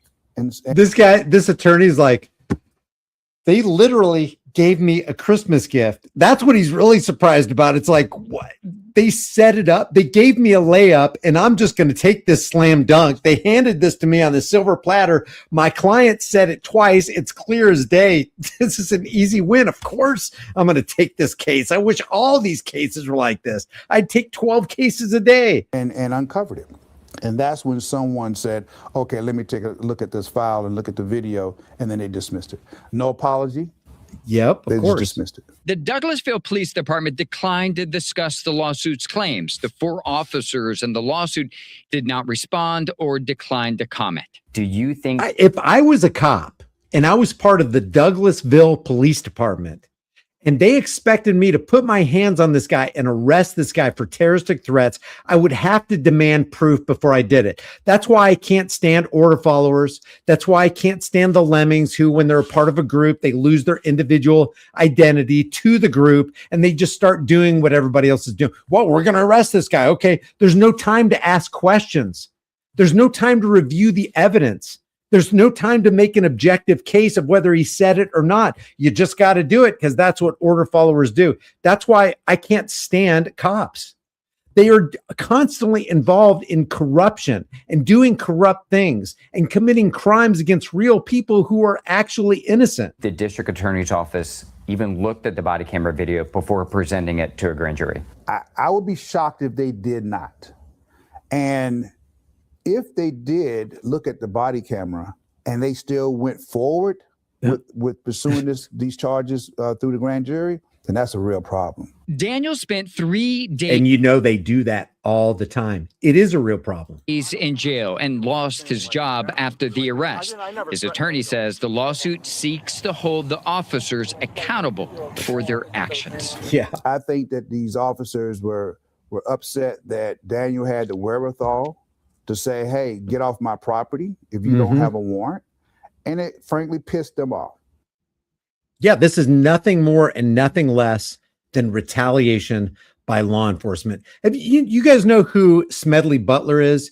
He was this major general back in the early 1900s that basically understood what war was. He said, a patriot is disposable meat. He bleeds out in the mud purely so that fat cowards in suits can steal more oil. That same spirit resides inside the meat bags that are wearing uniforms that will gladly ruin your entire life. They don't care if it costs your life, your family's life, a beloved family member's life, a beloved pet. You remember Navarro? And I can't remember, what was the police department? Was it Mesa, where that family was trying to rush their dog Stella to the vet because somebody had run over it, and they had the dad kneel on the hot pavement and they held the entire family at gunpoint while Stella was bleeding out. And then come to find out that Navarro, the guy who was the cop who actually made the stop, just like less than a year later, he was arrested for abusing his girlfriend. Like that was some kind of shock or something.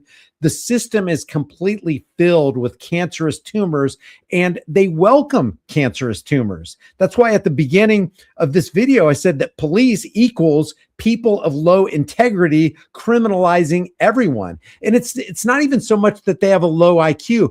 I don't even care if you have a low IQ as long as you have high integrity. Because if you have high integrity, you're not just going to arrest anybody because your buddy said it. If you have high integrity and you're a judge or a prosecutor, if you're a judge, you're not going to sign that warrant. If you're a prosecutor, you're not going to prosecute without evidence. You're not going to bring an indictment against some guy who's completely innocent. I'll tell you what, if it wasn't for this guy being completely clear about and saying it twice, I will sue your department. And if it wasn't for the fact there was body cam, and if it wasn't for the fact that that this local news station brought it up to the police department and then they dropped the case, if all those factors weren't involved, this guy, this innocent guy, would be in jail right now. That's infuriating because that could be you, that could be me. And an injustice against one man anywhere is always going to be an injustice against all men everywhere. The Douglas County District Attorney's Office is not named in the lawsuit. A DA spokesperson declined to respond about whether anyone in its office viewed the body camera video before filing charges.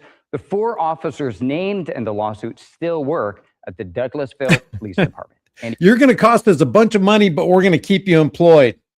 And we're going to keep you employed knowing full well that you could lie against any other member of our community, get them in trouble, ruin their lives, throw them into a rape cage, have them lose their jobs. We're going to still keep you on the police department. That's how much the Douglasville Police Department cares or doesn't care about members in the community. I want to hear what you guys have to say about this. Do you think this guy would be free to go if the news channel didn't do what it did, if there weren't body camera videos? I'm telling you what, if we only had the cop's word that this guy said, oh, he said he would shoot the police department. This is why you always want to record. Anytime there's an interaction with cops, cops lie, cameras don't. Best to have a 360. Make sure you got plenty of audio. Make sure you record because it is your insurance policy. I guarantee you the cops will lie against you.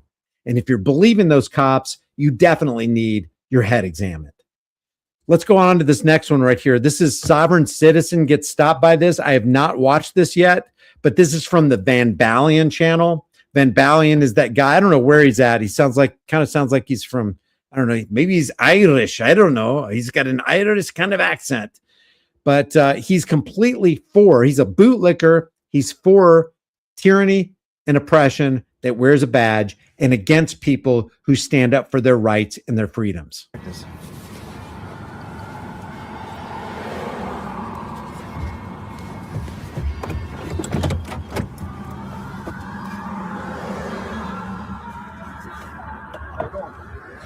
Good day. I do not. I stopped. I pulled over to let you around. No, your plates are dead. I pulled you over to let you around. I'm telling you, your plates are expired. Now I got you stopped. That's what I'm trying to tell you. You've been expired since May.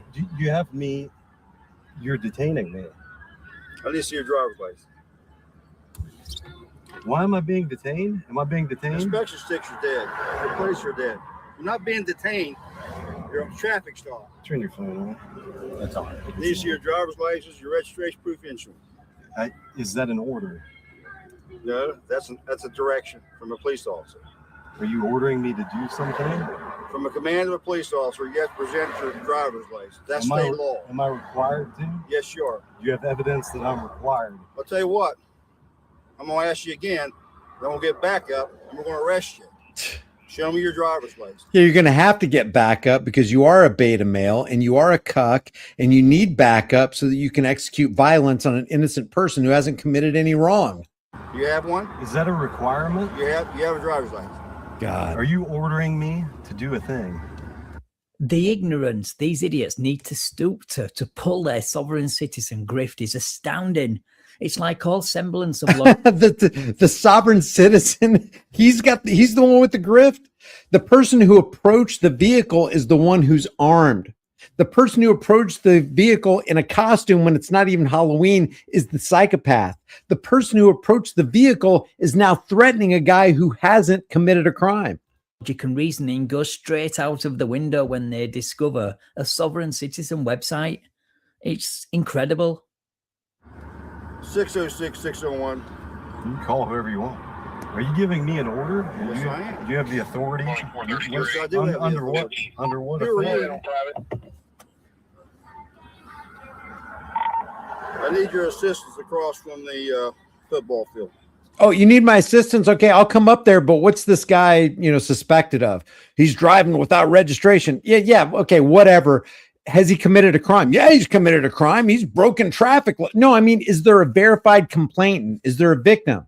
Because, there are people out there stealing kids. There are people out there doing bad things to children. There are people raping women and murdering people and stealing from shop owners. We ain't got time. If you got time to do that stuff right there, Bill, or whatever the cop's name is, you need to come in here and you need to turn in your badge. If we find out you're interfering with the life, liberty, and property and happiness of any person in this community, whether they're just a traveler traveling through this part of West Virginia or not, if we find that out, we're throwing you in jail, Bill. Are you doing that? We're not coming out to help you unless you actually caught a criminal. That's what the cops should say. But because they are an organized crime syndicate, they won't say this because this is what cops are all about. And this is why I cover these videos that are covered and commented on by people like Van Balian. It just gets all over me and truly does boil my blood when somebody applauds this kind of blatant tyranny. Why are you detaining me? Another tactic by sovereign citizens is to repeat themselves over and over when they've already been told repeatedly why they were pulled over.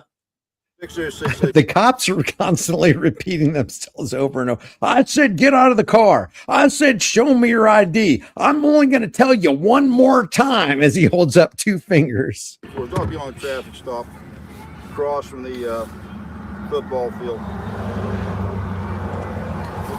Am I free to go? Am I free to go? Why are you detaining me? What if the guy just made a request? No, I want to see you pull me out by yourself. If you bring another henchman, I will defend myself. I just want to let you know that right up front.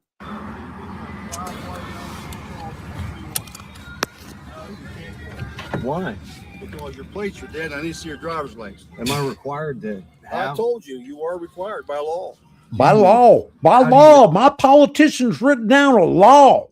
And because it's a law, it's on a piece of paper. They're fancy words on fancy pieces of paper. And because I'm an order follower, I just do what I'm told, regardless of what is right, rather than do what is right, regardless of what I'm told. They tell me it's a law. And if you break the law, I'm going to have to bring the law down on you. Know that. Because State Police Academy, 39 years of training, 39 years of being on the job. That's why I know. 39 years of being wrong and criminalizing, being a criminal to people that I'm supposed to be protecting and serving. And there's no telling how many innocent people are in jail because of Bill or whatever this cop's name is. Okay. That's a nice answer. I don't think this cop is going to be putting up with this nonsense for too long. Well, that was easy. Your driver's license. Is that an order? That's an order. If I present you with a thing, present me with your driver's license. Can you use it against me in court? Depends on if they're expired. Depends on if they're suspended. Depends on if they're.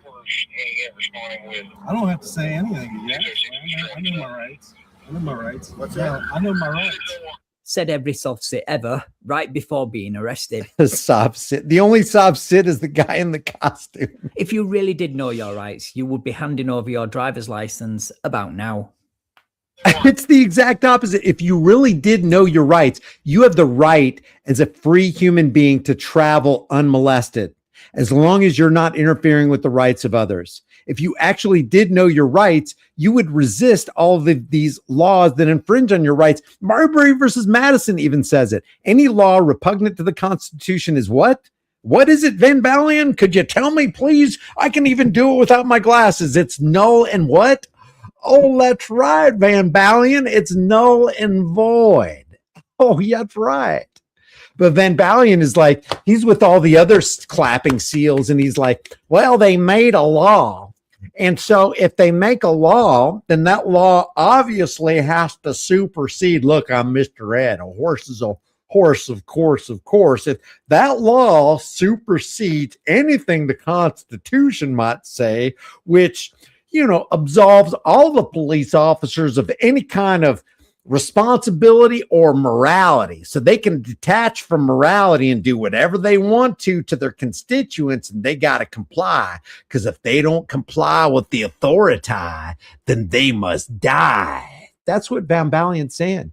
He's always applauding the breaking of a window, the damaging of property, the pummeling of an individual on the roadside because they didn't have the proper credentials, not understanding that, you know, in reality, free men don't do that to other free men. They just leave those people alone. But because we live in the land of illusion, the disturbing illusion, that's why I have the Disturbing Illusion channel right here on YouTube. If you haven't visited it, check it out and tell me what you think. We're under the illusion in the political realm, in the law enforcement realm, in the financial realm, in the agricultural realm. I mean, they're poisoning our food, spraying our skies. We don't even have real money. It's a dishonest money system based on nothing. And so it's no wonder that the Van Balians of the world are praising the oppressors who put us in chains. Well, he should have been put in chains because he didn't produce the proper paperwork, say Van Balian. I'm not violating your rights. I'm asking for You're detaining me with no reason. Have I harmed it? Have I caused any other person harm, injury, or I have no loss? problem with you. Have I committed a Other crime? than the fact you're not giving me your driver's license. Is there a crime that I've committed? Have I committed a crime? If you don't present your driver's So license, no, that'll I- be a crime. That's a forcible violation.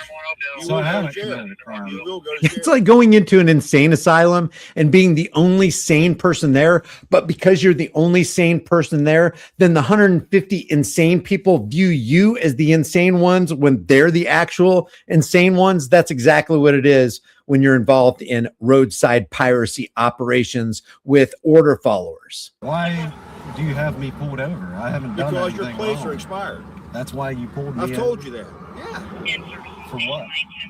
I've told you that. Am I required to You keep saying the same thing over and over. say Yes, to you are required. Say to you. That's what I'm going to keep doing. You keep saying the same thing. Well, that's what soft sits do. They argue in circles, and that's all they know. And they always think they are the first person ever to argue these points at the side of the road. What they don't realize is they are just one in a long line of idiots to walk or drive down this well-worn path. They argue in circles. That's all they know, is to argue in circles.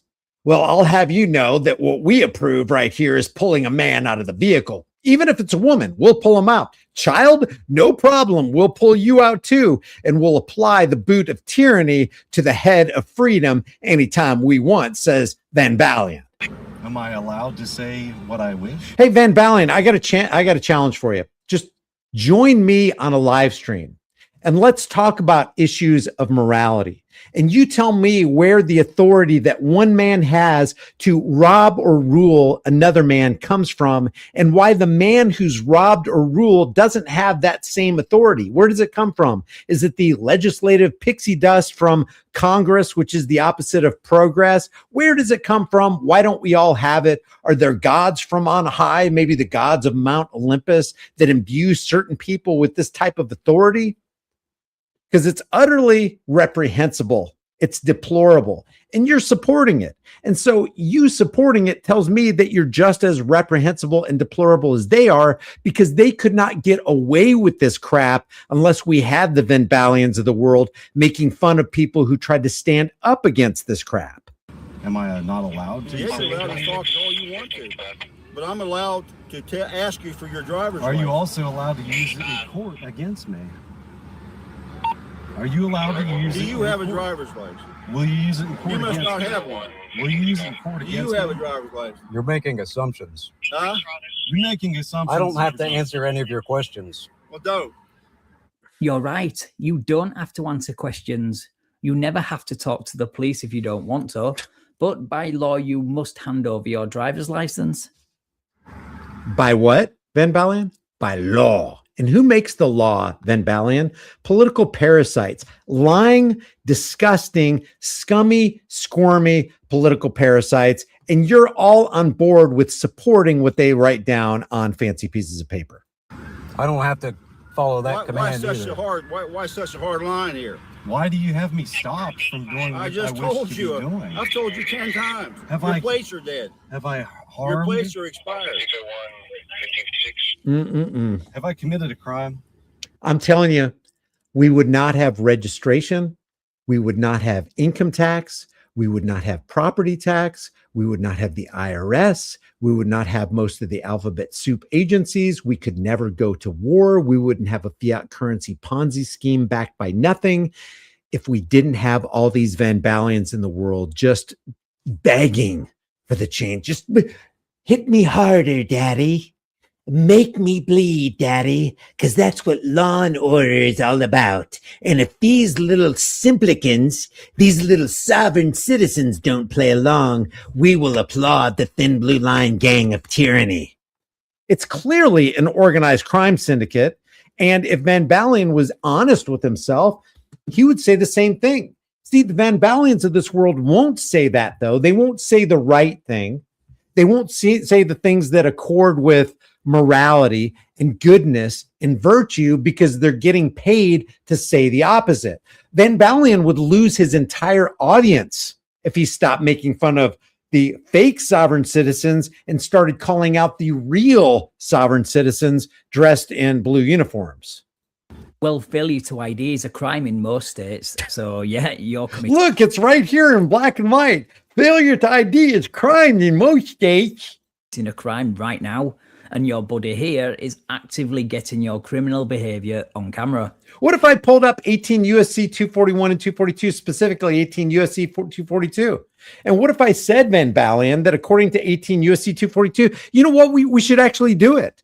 Oh, this is put in writing. Look, my thing that was put in writing is weightier than your thing put in writing. 18 USC 242, deprivation of rights under the color of law. Check this out. This is a U.S. code, Van Balian. Oh, gosh, what does it say? What could it possibly say, Goofy? Well, let's see. Whoever, under the color of any law, statute, ordinance, regulation, or custom, willfully subjects any person in any state, territory, commonwealth, possession, or district to the deprivation of any rights, privileges, or immunities secured or protected by the Constitution and laws of the United States. And guess what? They get punished with a fine or prison or both. Or gosh, check this out, Van Balian, in prison for any term of years or life or both, or maybe sentenced to death. Oh, look, my thing in writing trumps your thing in writing, Van Balian. And it looks like this right here is weightier because it's in concert with that which is protected by the Constitution. Forget about this or laws of the United States. That's a bunch of BS nonsense. And all you have to do is use your noodle to figure it out. It's all about common sense. See, that's what I hate about statism and the legitimacy, or which is really illegitimate, of law enforcement, is people actually turn off their common sense and they just go along with what they've been indoctrinated to digest and regurgitate. That is the problem, guys. Because, just you could say a lie over and over and over and you'll just keep believing it. As a little kid, if your parents told you, yeah, I'll tell you what, what you do is you leave your tooth under the pillow. If you leave your tooth under the pillow, then the tooth fairy will come by in the middle of the night while you're fast asleep. So you can never prove it was the tooth fairy or someone else. Wink, wink, nod, nod. And they'll leave you a sum of money. Of course, taxes and fees apply. Oh yeah, if you leave the milk and cookies out, like as a kid, you just believe it, because your parents know what's best for you and they would never lie, right? So the presents didn't just appear under the tree. Santa put them there. And how did he get into your house to put them there? Well, he squirmed his way down the chimney, but they make it as unbelievable as possible. And now it's this 450-pound, out of shape, heavyset guy who's been doing this for the last 2,000 years. Well, Mom, you never think to ask, well, how'd they get down our chimney? Our chimney's a gas chimney. And then Sally next door is like, how do you get down our chimney when we don't have a chimney? Or the fire's going tonight to keep us all warm. You mean, like, what was he doing? Some coal dancing or what's going on? So the Van Balians of the world want you to believe all of this hocus pocus, Santa Claus, Easter Bunny, tooth fairy nonsense because somebody wrote a law down. And the only reason I point to this writing right here in opposition to this writing right here is because if you're going to go by a writing, make sure that it has the underpinnings of morality on it. I can totally get on board with you have the right to be secure in your person's houses, papers, and effects. Because I really believe that you do. And even beyond that writing, and you don't have that right because somebody wrote it down 250 years ago. You have that because you're a human being. Because if you don't have the right to be secure in your person's houses, papers, and effects, then nobody else has the right to be secure in the person's houses, papers, and effects. So what it really comes down to is the negative side of it rather than the positive side. I'd rather say nobody's got a right to infringe on your freedom to be secure, because everybody who's honest wants to be secure. They want to be safe. They want to know that when they tuck their young ones in at night, nobody's going to break down their door, point a gun at their skull, and demand that the safe be emptied.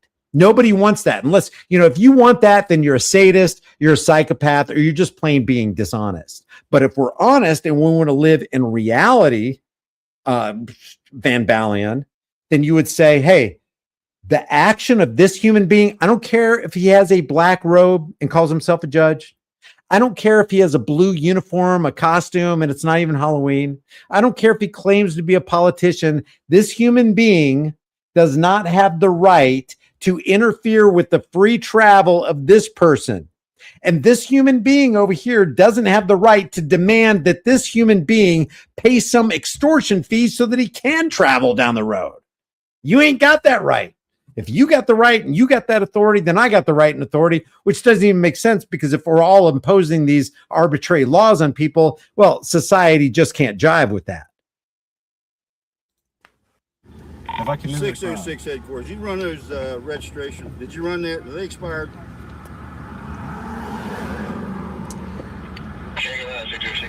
Why is he asking if they're expired? I thought he knew. What's going on? Hi there. He refuses to present his driver's license, and he thinks I have no reason to stop him.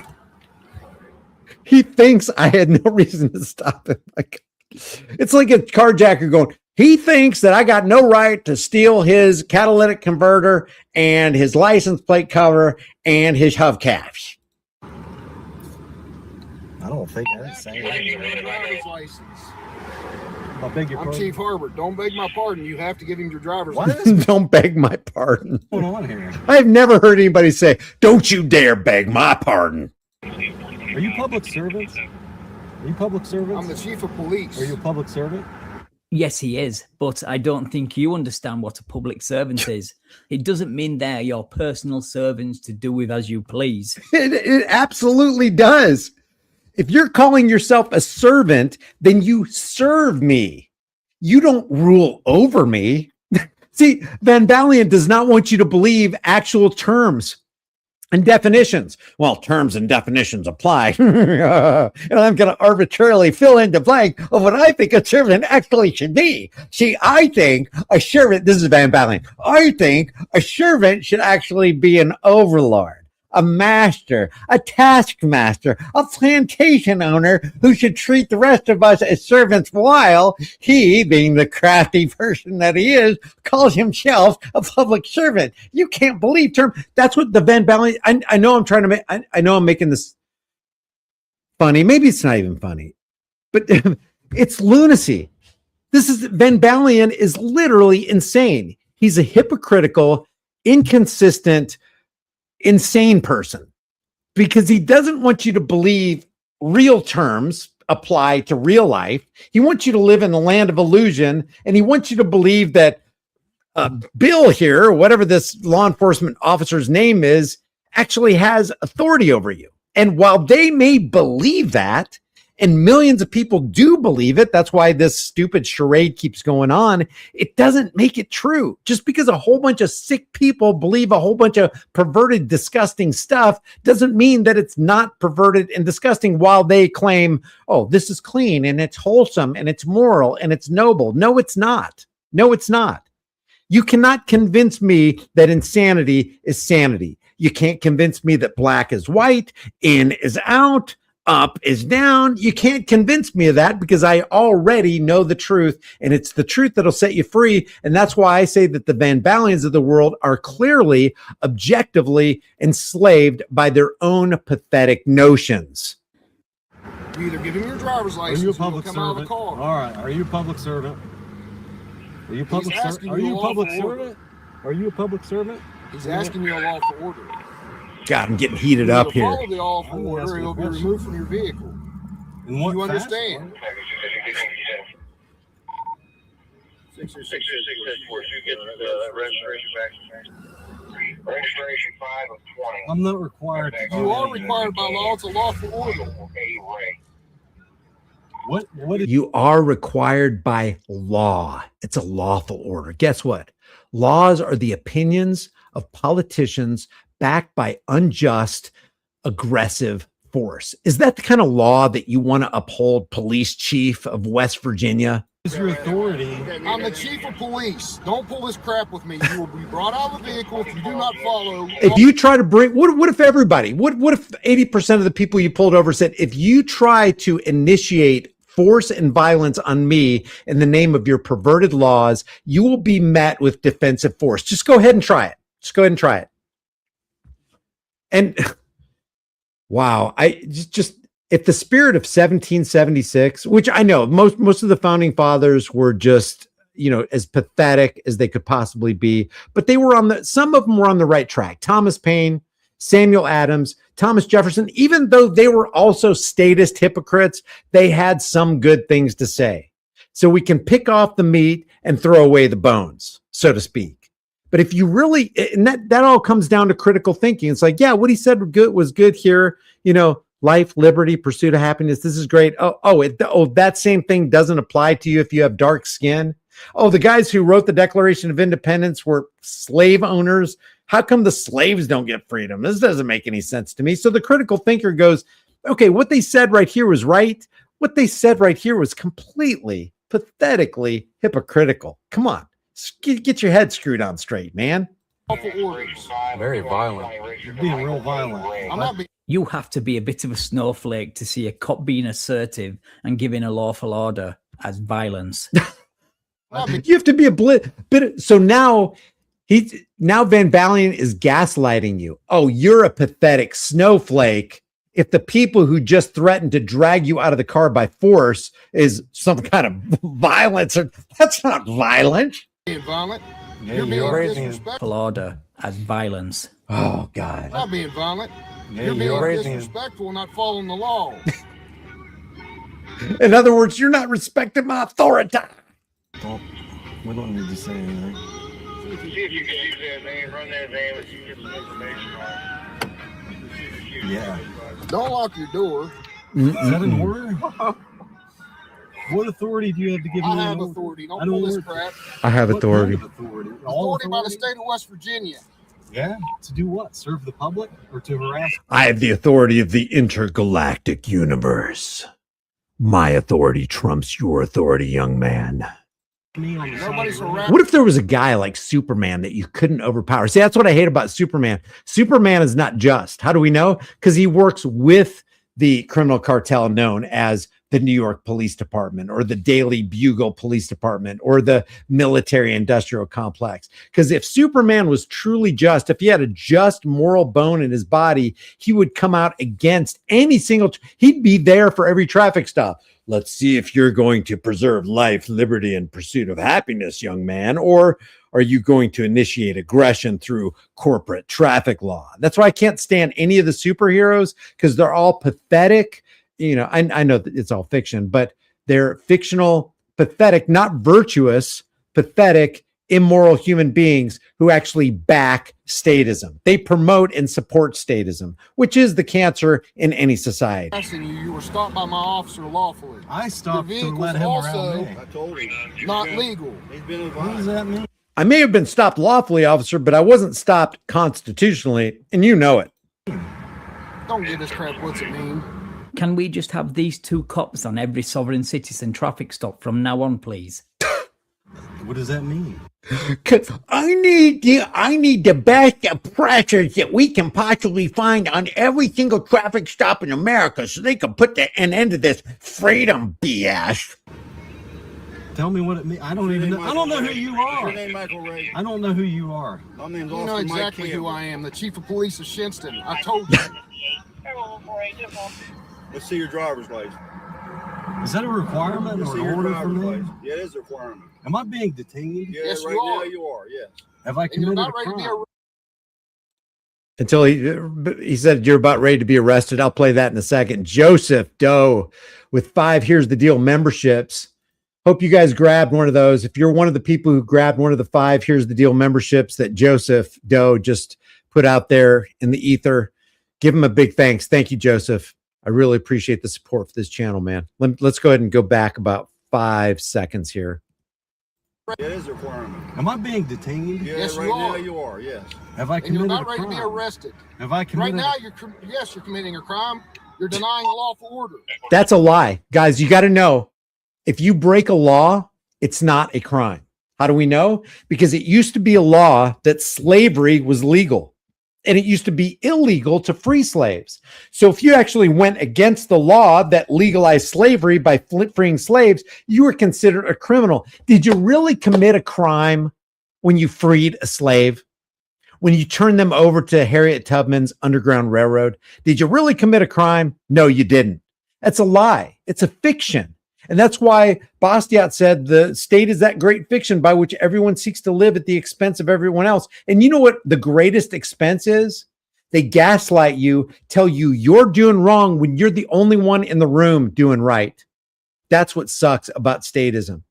You look like you are the lunatic because you stood up against tyranny because everybody else is accepting tyranny as though it were liberty. It's just evil. It's just downright evil. It's like that Isaiah 5:20 thing. Woe to those who call evil good, who call good evil, who put darkness for light and light for darkness, bitter for sweet and sweet for bitter. That's what's happening when you're buying onto law enforcement, two-party politics, the fiat currency Ponzi scheme, the petrodollar reserve currency recycling scheme.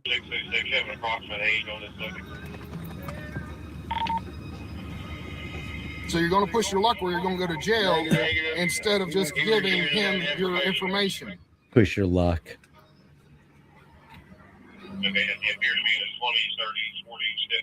If I give him my information, Appears to be in his 20s, 30s, 40s, 50s. What the heck is going on in the radio? is he able to use it against me in court?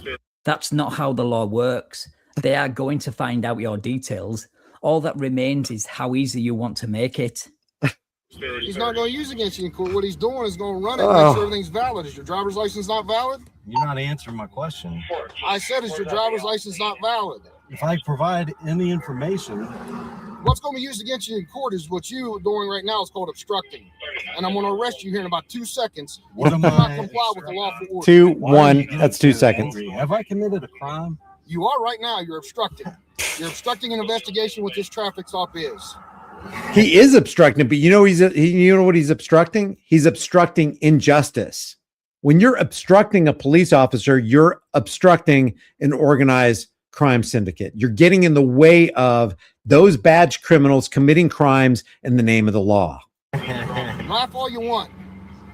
What are you don't think I want investigating? to arrest you. It's the traffic stop is considered an investigation. Why? I would venture to say, I know I keep interrupting, but I would venture to say this right now is one of the most important live streams going on in the world right now, because we're calling BS on some real serious illusion that's keeping people in some serious psychological and physical turmoil. There are actually people, there's over 2 million people that are incarcerated. That's why they call the United States incarceration nation. There are 2 million people incarcerated in the United States. Most of them are there for victimless crimes because some politician said, hey, this right here is illegal. And if they cross these legal boundaries, then law enforcement is empowered to snatch them up and fill the prison industrial complex with them. Guys, we have got to bust through this illusion.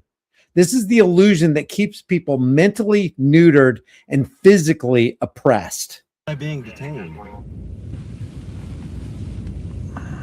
What was that? What are Don't you think I want to investigating? arrest you. It's the traffic stop is considered an investigation. Why am I being detained?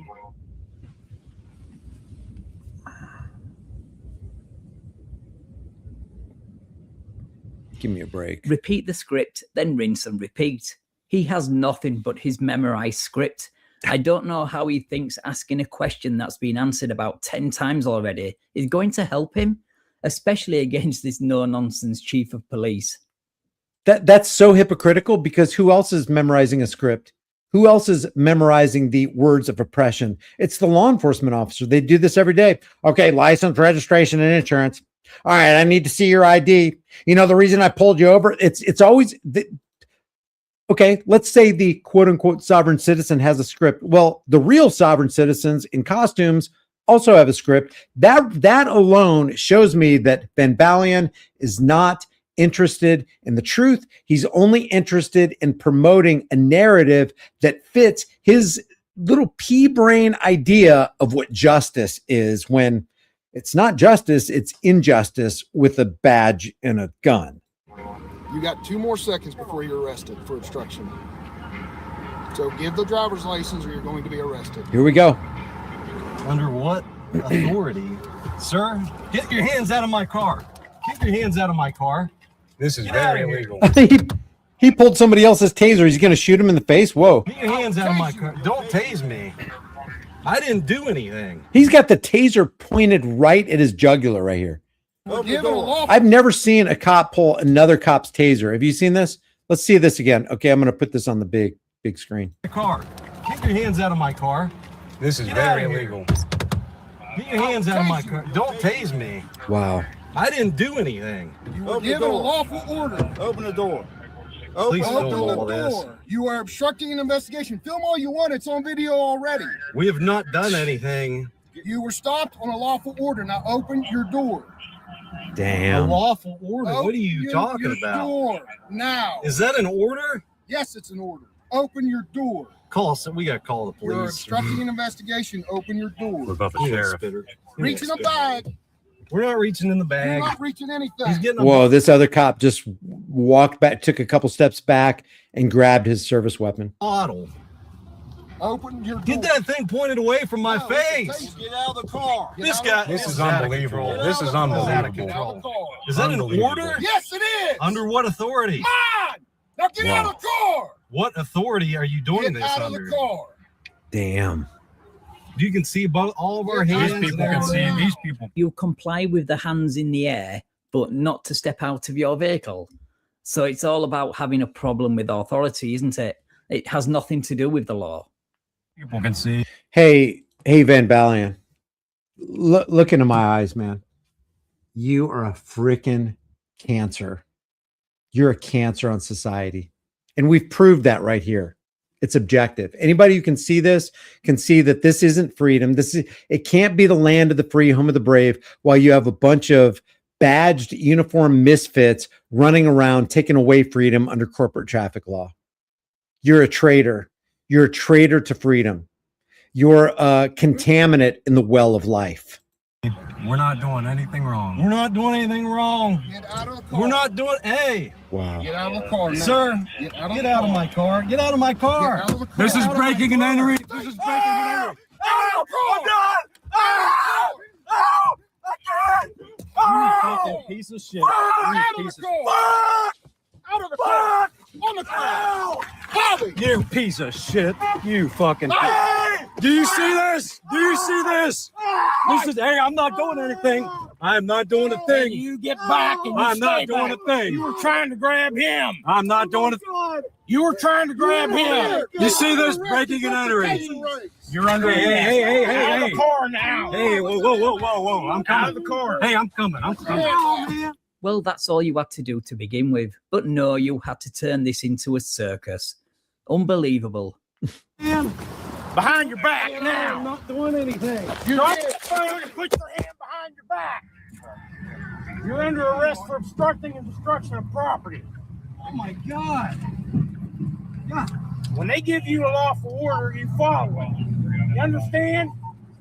Well, they do now.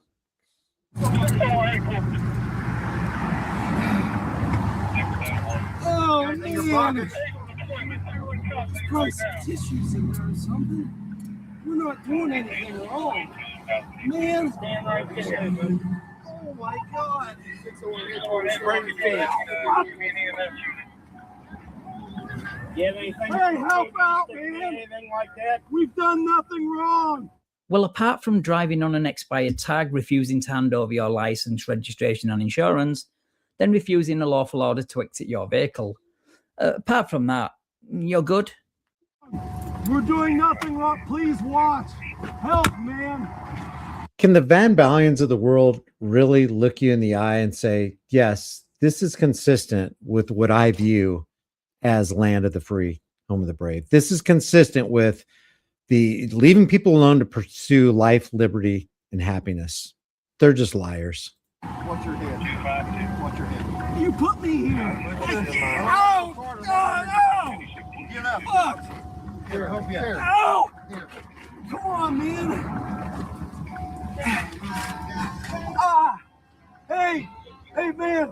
My dog is in this car. Poor Pooch. What must it be like to be more intelligent than your owner? Anyway, thanks for watching, guys. Please like, share, and subscribe if you... Thanks for watching, guys. Thanks for helping me fasten the chains of oppression more firmly on the wrists and ankles of Americans who don't know what their rights actually are or how to stand up for them. That's what Van Balian should say. That's how he should end his video. And this right here, guys, I don't care what you say. I don't care. Nobody can convince me that this action by these law enforcers is consistent with constitutional freedoms. the freedoms found and articulated in the Declaration of Independence? No, it's not. And for anybody to say that it is, and that we need law and law and order means we need corporate traffic laws, we need drug laws, we need the prison industrial complex and the military industrial complex, and we need to fund all this stuff with civil asset forfeiture, which is legalized armed robbery, that's a freaking lie. We got to stop living in the land of lies and illusion and go over into the land of truth and reality. And the Van Ballions are here to keep us mentally neutered and physically oppressed. And I'm pretty sick of it. Let me know what you have to say about this. If you think that I've got anything wrong on this, I really want to hear it in the comment section below, because it's not about being right. I desire to be right above all things. I want to win the argument. It's not about winning the argument. It's not about being right. It's about doing the right things. It's about being moral people. It's about promoting and advancing virtue. This right there, here, what these cops are doing right here, this isn't virtuous. You can't convince me that the initiation of unjust force and violence on peaceful people who haven't done anything wrong is anywhere close to virtuous. It's the exact opposite. It's darkness, it's evil, it's oppression, it's tyranny. And if this isn't tyranny and darkness and oppression and a lack of virtue, then what is? Just because it's legal doesn't make it right. We know how immoral alcohol prohibition was in the 1920s through 1933. That's why they stopped it, because they couldn't continue to enforce it. People were dying. We wouldn't have never heard of Al Capone and the Chicago and the Italian mafia if they didn't start the drug war. Laws do a couple things. Number one, it extracts a whole bunch of money from innocent people's pockets, and it empowers drug and alcohol running kingpins. And then police get in on the action because they start taking bribes that make them way more money than their law enforcement profession makes them. We know it's an utter failure. We know that the drug war was long, or is long. It's costly, and it's an utter failure. And we know it puts innocent people behind bars, and it feeds CoreCivic and Geo Group, which is part of the prison industrial complex. And it's all just cyclical. It's just cyclical evil. And the Van Ballions of this world are all on board for it because they're monetizing their narrative. So leave your thoughts. Let me know if you think I got anything wrong on this. So we're going to go over this last thing right here. I haven't seen it. Jennifer says this is definitely a good thing to watch.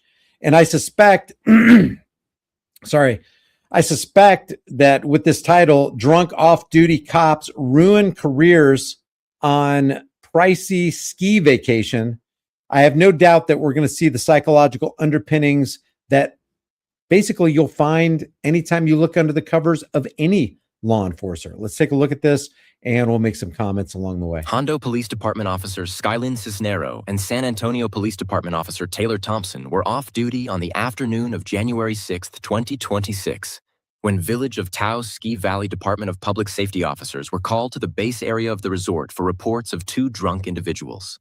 In a short time, both quickly lost their law enforcement career over a drunken vacation. Hey, how are you? Good. Are they out skiing? They're not skiing. I think he's trying to click in, or I don't think he's trying to click in. In the They were cowboy over hat? there. They fell over Yeah, into the racks. Okay. They walked over here. There's a lady with them. The lady hit somebody in the head, and I was like, "You guys, chill out." He fell there.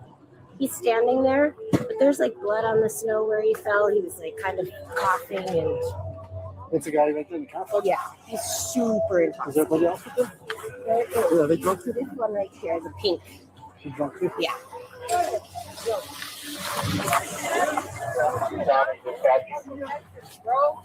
Hi. Hey. I'll check out her. I'll check out him. Probably not. What's going on today? We got called about you guys. You got caught about me? Yeah. Wow. You You're guys, German. You're German. I'm a police officer with the Ski Valley Police Department. We got called to check on you guys. I'm law enforcement in Texas. Oh, it didn't take long. What are we, 20 seconds into this? And she's already pulled her law enforcement card. Enforcement in Texas for what department? What happened to your face? Oh my god, this shit's so hard. You fell on your face? Like 10 times. No, honestly, like 20 times. Okay. So what? Do you need medical attention? What's your name? Officer Hutter, I already told you that. Hunter. Yes, it's right here. I'm a sergeant. Okay, that's great. I'm glad to hear that. Where are you guys coming from? Texas. Texas? Did you get a day pass or you been drinking today? You're stumbling? I can smell alcohol on your breath. See, it's freaking wasted, man. Hunter, yes. Yeah, well, how much did you have to drink? Okay, you're acting brand new. I don't go out. I do not go out. Officer Hutter. Where are you guys? Are you staying up here? Yes. Where And I'm law enforcement. So That's for fine. you to watching me like this is crazy. Well, they called us because they said you're impaired, and it sounded like somebody got hit with your snowboard. Is that right? A little kid. Yeah? Yeah, a little kid ran into me and I like picked him up. You picked him up off of you? Yes. When did that happen? Like an hour ago. Okay. Well, just hang out here for a sec, okay? You're I'm sure you don't need Texas. any I'm medical Texas. attention? No. What? I don't know why you're getting angry with me. I'm just You know- asking you a you know question, why I'm trying to getting help angry you. with you? Why? So I'm from Texas. That's like, fine. What the like this is my first time skateboarding the snow. Okay, I don't understand your point, though. Don't understand my point? No. Is that my daughter has had 4 World Series. Like Oklahoma, Louisiana, Uh-huh. all this shit. Wow. Who are you here with? They're with me. No, I'm not. I'm law enforcement. You already told me that. I know. I understand that. Who are you here with? SAPD. SAPD. You came here with your police department. Is that what you're saying? With my boyfriend, which Oh, okay. is Where's the he at? baby daddy to my kids. Where's he at?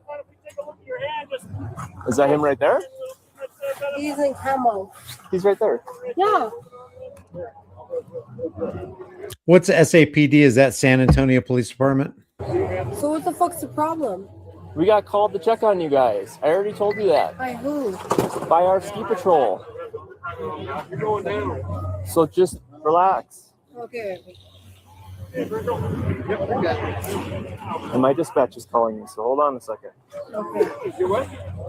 No, we're in Texas. Hello? We got way more calls than you. Yeah, we're off with these individuals right now talking about. Yep. Yep, it's me in 301. Yep. Thanks. Bye. What happened to your boyfriend? Yeah, they're right here. He does not like to be called out. What do you mean? Because we don't spend like $1,000 out here. Yeah. What happened to him? What do you mean what happened to him? Looks like he's having a hard time. We've been drinking. We went to the bar to give us drinks. What do you mean? How much did you have to drink? I had like 2 beers. 2 beers? Only 2 beers? You'd think being a cop, you got the inside scoop. You're not going to be answering questions.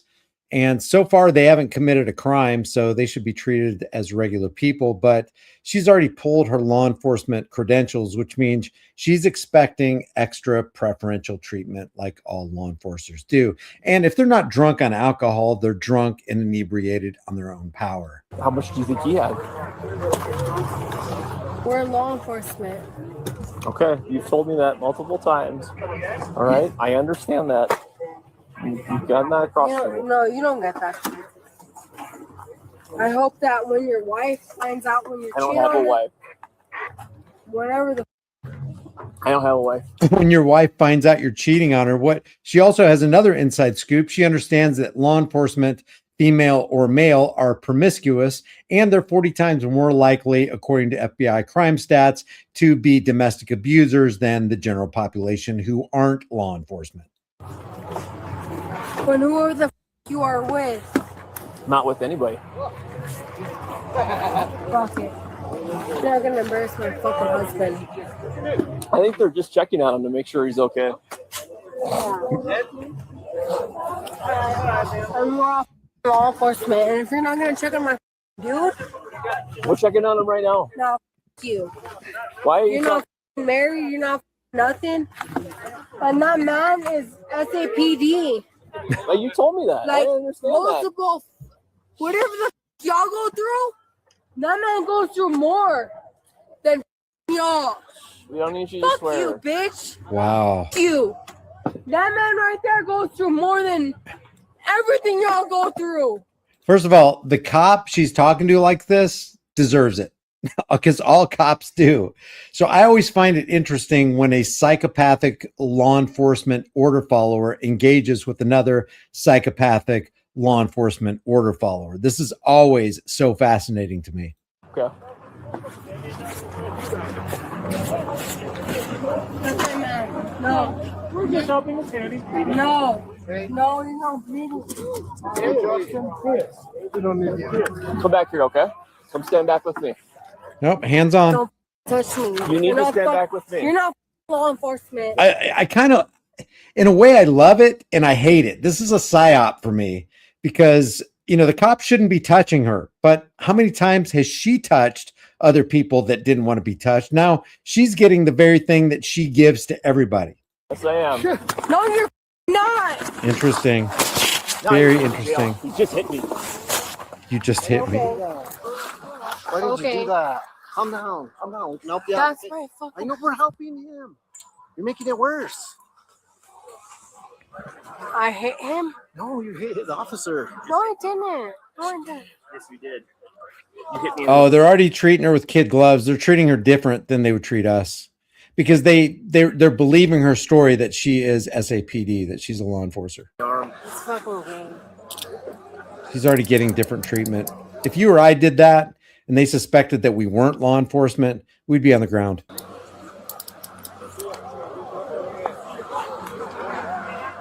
I'm law enforcement in Texas. Yes, I'm gonna help you. And we deal with more shit than y'all. Well, we're dealing with you right now. You're probably gonna be law enforcement longer because you just got arrested. We're trying to help him. You won't let us help. No. There's Just be nothing calm. wrong with Be you. calm. We'll figure something out, okay? Be cool with us, and we'll be cool with you, okay? We're just here to help you. That's it. Okay? You're law enforcement, and help us out here. We'll make our job hard. Can I help you find your?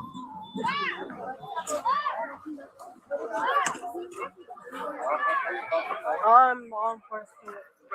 Just take it, and I'll come back and I'll take care How of many it. times did she have to say she's law enforcement? Hi, baby. I mean,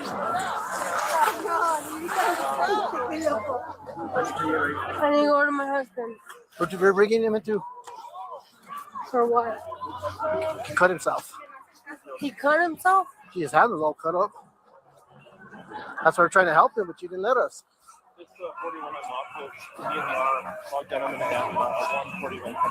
Yeah. For law enforcement, you fucking dumb bitch. Hey, calm down. We're trying to help you. No, look. No. Look, he's trying to shush her because he knows this is all being recorded and he's trying to look out for his fellow Thin Blue Line gang member. New Mexico and Texas ain't the same shit. hit me in the arm. I hit you in the arm? Yep. Okay. Whatever. Very nice, Lisa. Oh, okay. I got a good ass story, mother.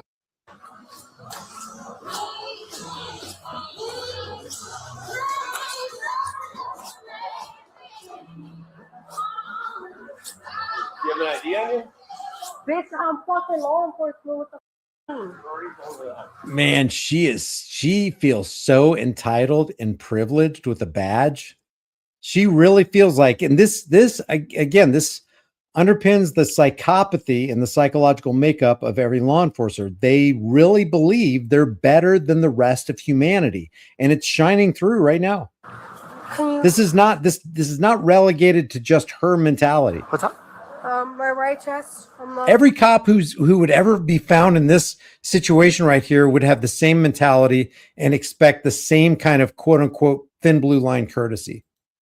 Okay, we'll get it right when we get to the. Yeah. Okay, You can come fucking okay, fake. just leave it with me. Be cool. Okay? Yeah. Well, I'll be cool to you. You call me. No, because y'all are fake as fuck. Fake as fuck. We're from Texas. We're not from New Mexico ass fake shit. I'm gonna tell you that shit. I'm from fucking New Mexico ass shit. And law enforcement, you wanna law, you wanna yeah. Fucking wrestling. Yeah. No. I've been in law enforcement for over 10 years. Whoa, she's been in law enforcement for over 10 years. She's a if what she's saying is true, she's been in law enforcement for over a decade. She's a sergeant with San Antonio Police Department, and she's going to treat another officer like this, expecting the officers to give her grace. And you want to do me like this? You don't know your rights. I know, rookie. So I hope you're sergeant. Oh, what your rights are. I'm the police chief. You got the main dog here. What's your name? Bill.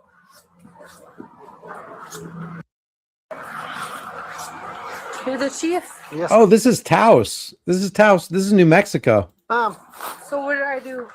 You hit the officer, but work with us. Be calm with us. I never hit your officer. Okay, just Yeah, be calm. his body cam? Yeah, we have body cam. Yeah. Look, he's already doing it. Just be calm. Work with us. We'll work with you. No problem. You're part of the club. You're part of the Fraternal Order of Police. We take care of our own. Just don't make it any worse. And he's probably doing this off camera stuff. Like, and just remember, we got the. Be quiet. Don't make it worse for yourself, please. Please, whatever you do. No, stay here. What the fuck do you mean? Fucking Just be calm with us, and we'll work with you. Okay? Don't make it worse. Don't make it worse. No, babe. No, babe. Let me tell you something. No, babe. Let his camera roll. How much you talk shit to me? I'm native. I'm not white. I'm native. I'm native. This on this line.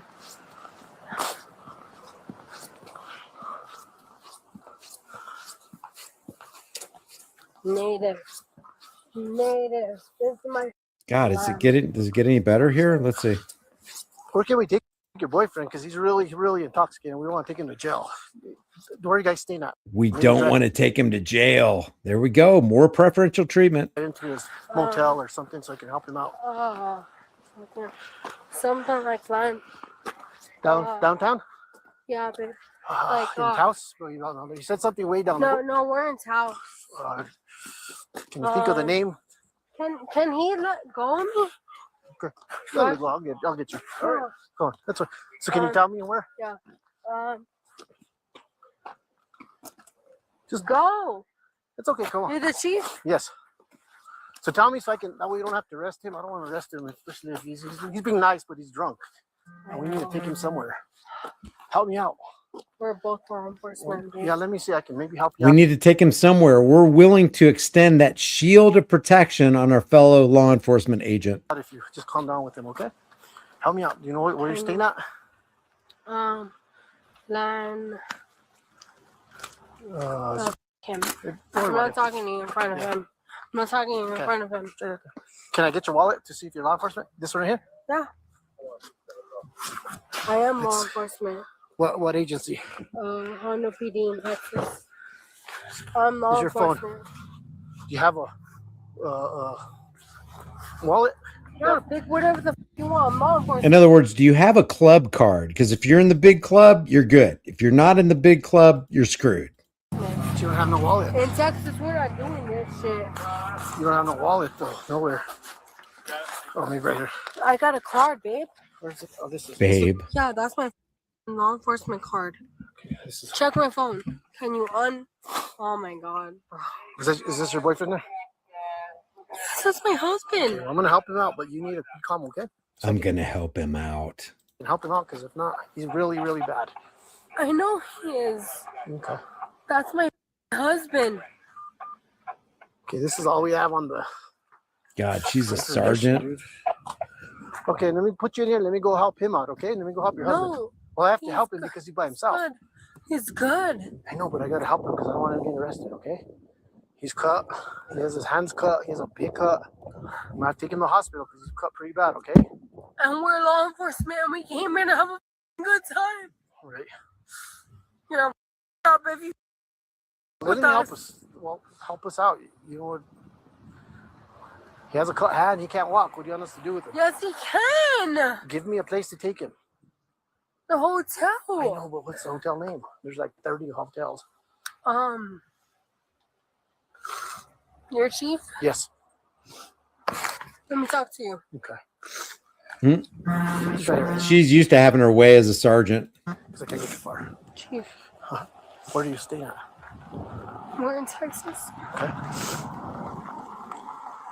I'm going through divorce. He's going through divorce.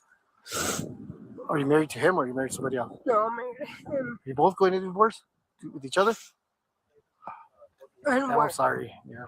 And we're trying to make it work. We got kids. We got 4 kids. Yeah. And we're just like, let's go out, blah, blah. Right. I've never been in handcuffs. My dad was a police chief. My dad's McMahon. My dad was a police chief. I don't have any sad feelings for this chick. There's no look at her eyes. There's no telling how many lives she has personally ruined in the last decade as a law enforcement officer with San Antonio Police. No telling. Antonio, like my dad's the chief of police in San Antonio. Promise you that. I'll give him my credentials. I can't find him though. Did you leave him in the room? No, All I got was that pass. That's all I got is the pass. No, I got my unbuckle me. I can't, you know that. Tell you what. Let me help out your husband before he gets arrested. Let me go see if I can help him because I don't want him getting arrested. He seems like he's a nice guy, right? He seems nice, right? What if they offered us that same courtesy? I don't want anybody getting arrested. Let's see what we can do here. My husband is SAP. Well, then let's save his job, but get in And here my calm. dad is the chief of police. Well, let's save him because you're already in trouble because you hit him. But let me go save your husband because if not, he's going to go to jail too, okay? Let me put you in the car. Just calm down and then try to figure out the apartment, the motel. That way I can give him a ride and take him over there, okay? Why the did this happen right now? Because you guys are falling and drunk and he's cut up. He's bleeding all over the place. But I'm not cutting up. No, but you punched the officer when you're yelling at us. We're trying to help you guys. All we're going to do is give you guys a ride home. We're going to take you to town. So I was even going to personally take you guys because I want you to get in trouble, but you start fighting with us. But be calm and maybe we can work something I out. can't do that right now. Just calm. Try We're law enforcement. You're not gonna Let's make go He's still trying to work something out with her. Wow, I hate this, man. Get in and let me go help him because he's going to get arrested. I don't want him getting arrested, No, okay? don't get him arrested. Well, let's go help him. Let me go help him. I'm the only one that can help him right now, okay? So let's get in there and just be calm with him for a minute and we'll come back, okay? Let me call the chief of police. Okay. in Get in and California. then we'll let you. Go ahead and... You have my phone. Yeah, but get in first and then I'll give it to you when you get in, okay? Let me go help him because he's going to get arrested. Hurry. We're going to No, go fast. Come on. You're lying to me. No, I'm not lying to you. I'm going to help him I'm out. a cop. Well, that's what you want to help him out? I'm 20 years in this shit, and you think that That's like over 10 times she's explained to this guy that he's a cop. I don't know. That she's a cop. I know. Just get... You have your We're going phone. to help him. Put it up. You're okay. Just let me go help him before he gets in 20 years in trouble. I know, this but if shit. you love him, let me go help him. Just get in. That's all I'm asking. And then come back and think of a room and we'll see if we can give you guys a ride somewhere, okay? Can you get in? Okay, these are off-duty officers Taylor Thompson and then Hondo Police Department officer Skylin Cisnero, who was his girlfriend at the time. The officers were called to the ski resort based area after reports of 2 highly intoxicated people. Thompson was described as super intoxicated, using a ski rack to stay upright, had slurred speech and bloodshot eyes, and later identified himself as SAPD. Surveillance showed him drinking liquor in public, staggering and falling. He was taken to a hospital. Cisnero, which is this chick, was arrested on charges of battery on a peace officer and concealing identity. Those cases were later suspended by prosecutors. She was immediately suspended by Hondo Police Department and fired on January 12th. Thompson received a 15-day suspension from SAPD for public intoxication and failing to report the contact with police. There's no reporting that Cisneros' father was or is a police chief. Hondo's police department current chief is Justin Souza. Nothing in the coverage of the incident or her background ties her father to that role or any other chief position. So she even lied about being part of SAPD, and she also lied that her father was a police chief. She belonged to the Hondo Police Department, and her partner Taylor Thompson belonged to SAPD. Go ahead. Push.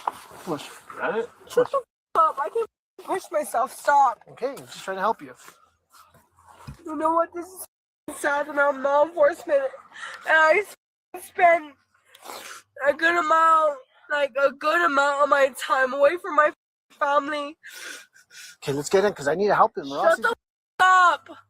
See, I'm trying to be nice to you. I'm not yelling at you. Don't yell at me, please. But you know what? I'm a mom. Well, do you want to help him out? Get in the car. That's my man. Well, let me get him before he gets. You can already tell that the cop that's dealing with her is his fuse is getting shorter and shorter, and he's getting a little bit ego bruised because she keeps telling him to shut the F up. Arrested. I'm the only one that can help him. We only came over here for vacation, bro. Okay, get in so I can go help him. What's your name? Officer Hutter. Help me up. Got it. Okay, push to the leg. I got you.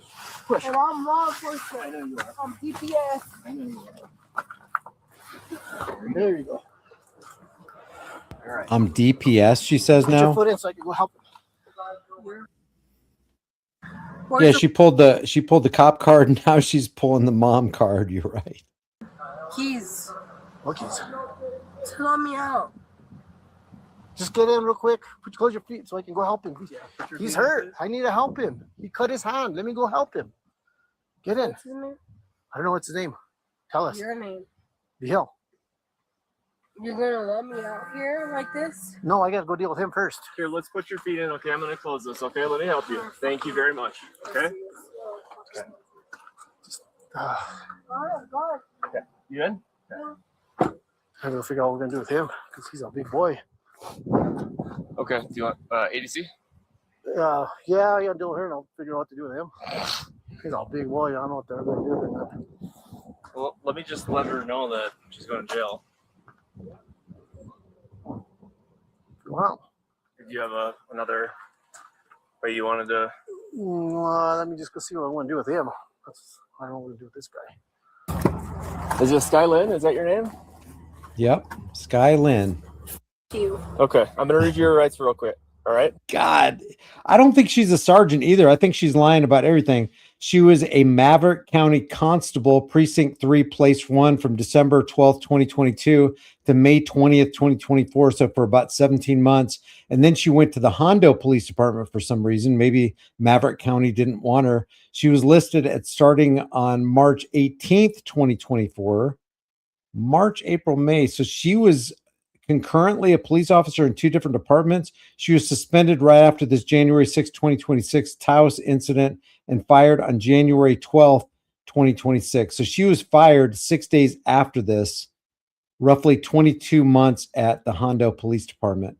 But she says she was a cop for 10 years and that she was a sergeant, and there's no indication that she was anything but a Maverick County constable and just a regular police department official at Hondo. Yeah. So They're my wallets too. You what? They're my wallets. I'm a cop. Okay, I know you told me that. So you have the right to remain silent. Anything you say can and will be used against you in a court of law. You have the right to talk to a lawyer and have him or her present with you while you're being questioned. Yeah, shut the up. You If can't you even cannot fucking afford read it. to hire a Get lawyer, the fuck out of my face. Someone will be appointed to Get the represent you fuck out of before my any fucking question if face. you wish. Get the fuck out of my face. She cannot even control herself. I've seen people way more drunk than her that were able to control themselves way, way better than this. What trouble. How could you ever hire somebody like this to be a cop? Oh, that's right. That's who they're looking for, to be a cop. I'm your people, and you're treat me like this? I'm your I'm gonna people. Go take you he's in the hospital. I gotta go in there and put him in the ambulance, okay? Yeah.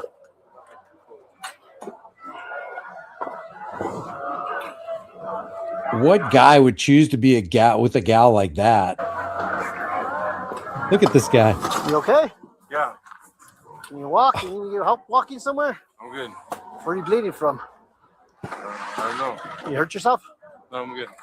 No, we have to get you out of here because you can't be intoxicated in the middle of a ski down. Is there a place you can take you? You have a room here? I'm good. Yeah, I'm good. Come here, your room is so we can give you a ride or walk to your room. I'm good, no. I know, but then I'll have to arrest you for being public intoxication. Let me just walk you to your room. You can't even walk, dude. People are complaining. You're not good. I'm good. You're knocking over stuff. Let me help you out. Let me just Tell me if you think the cops would afford you this same courtesy, this same compassion and willingness to give mercy that they are affording this cop right here. This is ridiculous. And they haven't even seen a badge yet, as far as I know. Yeah, where you gonna go to the room? I'm good, bro. Well, what do you want us to help you with? What? To give you a ride to your room? Where do you want to take you? We can get you a chair so you can sit down for a little bit. I'm good. You're not good. I need to take you somewhere. I'm good. I don't want to take you to jail, dude. I'm trying to help you out here. No, I'm law enforcement, bro. You're up. You can't even walk. I'm law enforcement. Yeah. Yeah. So where can we take you? Wow. They really think law enforcement is their get out of trouble free card. And they think that because it is that way. Is she with you? Because she's hurt too. Yeah. She's intoxicated too. I'm not hurt, bro. Let's walk somewhere then. Let's walk. Yeah, somebody can help you? You have friends up here? Call your buddies and come pick you up? Good, bro. You're not good, dude. Look, there's blood all over the place. No, We can't have people like that up here. We can't have people that are drunk up here like that, okay?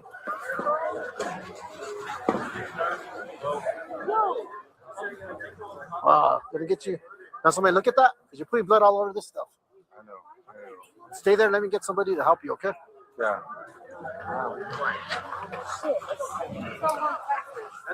Yeah, have ski patrol to come bring in somebody to wrap his hands. He's getting blood all over, and then try to figure out what to do with him. Yeah. Just like put blood all over everything. Oh man, I just pulled this cop's record up too. This off-duty cop. His name is Taylor Thompson, and he's a 5-year veteran of SAPD. This isn't the only run-in with the law that he's had. I'll fill you in on it when we watch a little bit more of this. I'm gonna have somebody come fix that for you, okay? What's your name? Virgil, nice to meet you. I'm the police chief here, okay? Yeah. Did you have a little too much to drink? You be honest with me. No. No. Are you staying up here? Yeah. Where's your room at? Is it the lake? House. House what? House. In Taos? Down there? Way down there? Shit. You have anybody can drive you down? How are we gonna get you there, right? Then look at your hand. Look at your hand real quick. How's it going, man? Yo. Mind if we take a look at your hand just in case you're bleeding a little too much? Guys, how you doing? Got one right there. Hold it on with. There, I'll hold you up. You see your hand? Yeah, I'll see what I got. You're going down, man. You're going down. Yeah. Yeah. Hey, Virgil. Yep. How are you guys doing, sirs?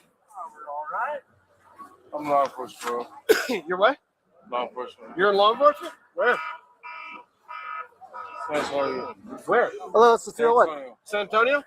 Yeah. SAPD? Yeah. I got friends in SAPD. Yeah, we're dealing with. There's two alert? intoxicated people here. We're with. You know the alert center over in San Marcos? Yeah, man. No worries.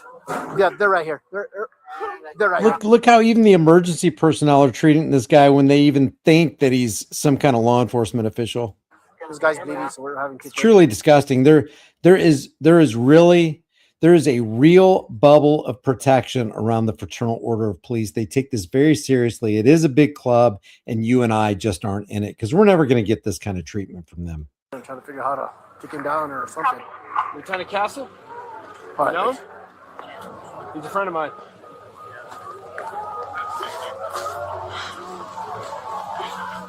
They're gonna hug it out. Get it together. You're all right, brother. You're all right.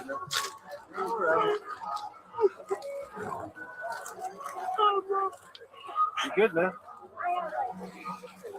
This Hey, guy Bob? can't even stand. Hey, Bob. Can you give me a chair?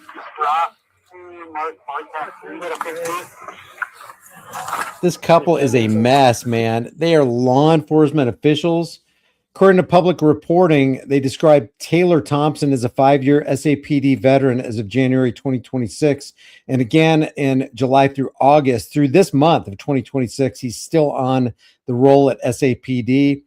And he was there for, again, 5 years, still employed as of this month. So there was this run in right here. And then late January, so this is early January 2026. In late January of 2026, he was arrested by Castroville police for assault, bodily injury - family. He probably knocked the teeth out of the woman that he's with. I have no doubt. If I heard that as a report, it wouldn't shock me. SAPD placed him on administrative duty and opened an internal investigation on him. Castroville handled the criminal case, and in August 2026, they said that he'd been on administrative duty for nearly 7 months. So he's on paid administrative leave for 7 months for a domestic abuse charge. Public stories do not report a conviction or a final SAPD disposition. And on this incident right here, he got a 15-day suspension for intoxication and failure to report an officer-involved incident. He served June 17th through July 1st, 2026 on that suspension. These people are just disgusting. Yeah, I just want to clean it up a little bit. I got some stuff in here. I just Well, want you're to joining on channel 15, see. please. He's not bleeding terribly. I'm just going to sit him down first. Yep. I don't think he's gonna stay up right now. I understand.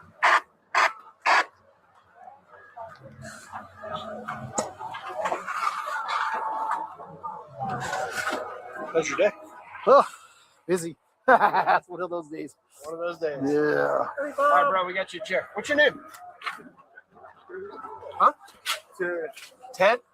All right, man. Well, Ted? I tell you, we got a chair right behind you. Have a seat. Can we just sit you back? I'm just holding you back to help you. Okay? I'm just holding you chair back. right behind.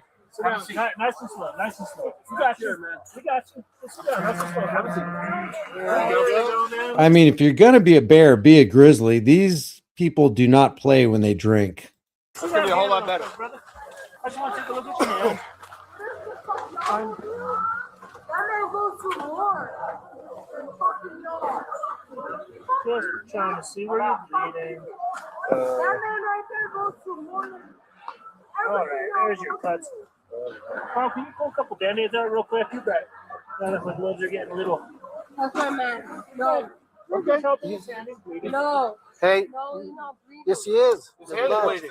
He is. Back here, okay? No fucking country. You're not fucking law enforcement. Okay, we got it. Cisnero kept verbally assaulting the officer on the way to the jail. Fucker. Fucking, we're both law enforcement here and do this stuff. You do this stuff. I'll your wife and fucking get killed. Fucker. Or fucking law enforcement. Skyline, I'm gonna undo your is that your name, right? What? You still haven't given me your name, but is it Skylin? Skylin, yeah, I did give you my name. I didn't get it from you. I'm I gonna thought undo you your said- seatbelt and help you up, okay? I don't even have a seatbelt. You didn't put my seatbelt on. I thought the You chief did not put my seatbelt on. I'm gonna help you up, okay? Yeah, you didn't put my seatbelt on. Legally, you should have put my seatbelt on. You Got didn't. it?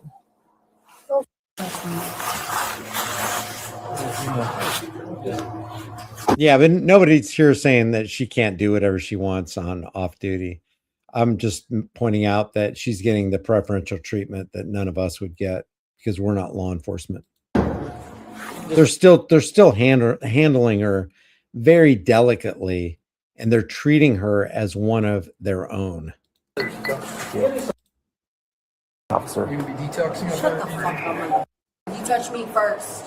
I was- and I'm a cop. I'm not gonna And argue I'm a with you. cop. Yeah, don't pretend. I'm a At the same time, the cops deserve to be treated like she's treating them, which is interesting because she's dishing out to the cops what she herself deserves. Cop. You touch me, I'm gonna touch you. Right away. Look at me. Okay. Shut the up, bro. Shut the up. You guys want to take your hand? I have a higher. God, what kind of cops are these? My God, this is just, it's so embarrassing to watch sometimes. The low-hanging fruit that they will slap a uniform on is just mind-blowing sometimes.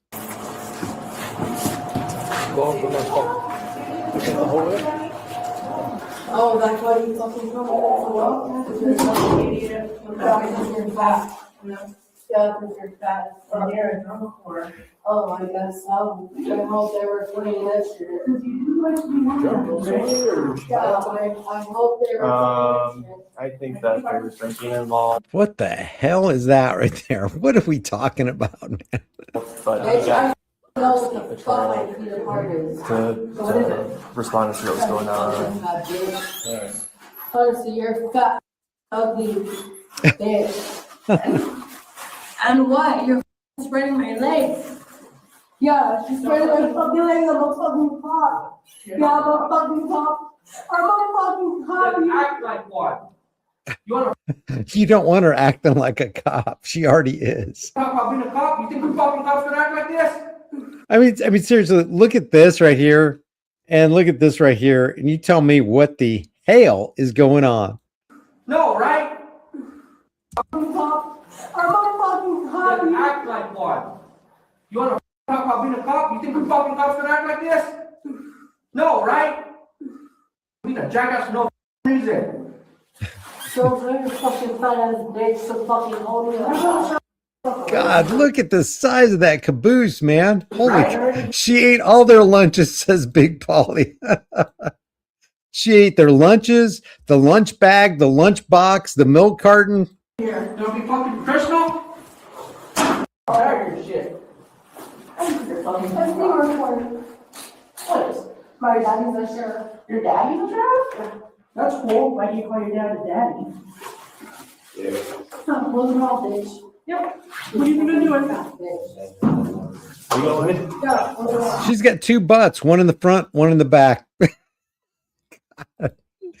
All right, so I played that just to show you that there's always going to be preferential treatment among the law enforcement ranks, the treatment that you and I will never, ever get. Tyranny isn't just a harsh rule. It's the slow, deliberate strangling of the human spirit by a single will with a badge that has somehow convinced himself that he knows better and is better than the rest of the people that he crushes. I appreciate you guys joining the live stream. If you could, and you want to support the channel, you can do it for free. Just like this video, share this video, subscribe to the channel, hit the bell notification icon. I appreciate every one of you who contributed to this live stream by commenting, by donating. I really appreciate it.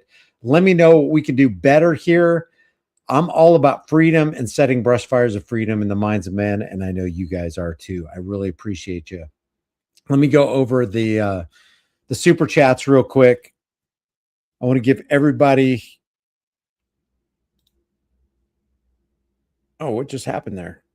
Auditron, thank you very much for the Here's the Deal membership. And Do Not Operator, thank you for that super chat. I've already read out some of these super chats. Michael, thank you. Selwadin, hey, I'm getting better at your name. Thank you, Selwadin. Maybe I'm still pronouncing it though. Let's OTVO, overturn Terry V. Ohio. Thank you. Jay Lobo. You know, because of Jay Lobo, I was looking at my stats. Because of Jay Lobo, there are over 800 members on this channel right now. So give Jay Lobo a shout out. You're a rock star, Jay Lobo. Thank you very much. Joseph Doe also has gifted 5 Here's the Deal memberships. Backyard Audit says, thanks for telling the truth. Love you, man. Love you back.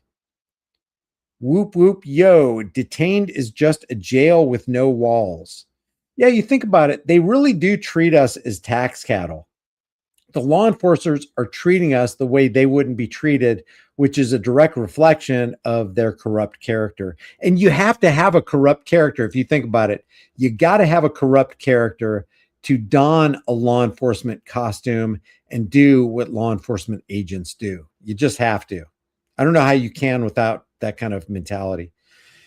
David Darling says, you're lying to me. I know because I'm a cop. Oops, said the quiet part out loud. Interesting. I didn't even catch that. I didn't even catch her saying that. Backass word says, rock on, J Lobo. We are treated completely like livestock, says Homeland. We are tax cattle 100%. King says, thanks, J Lobo. It can be really hard to set brush fires of freedom in the perfectly programmed minds of men. It really is. It's an uphill battle all the way.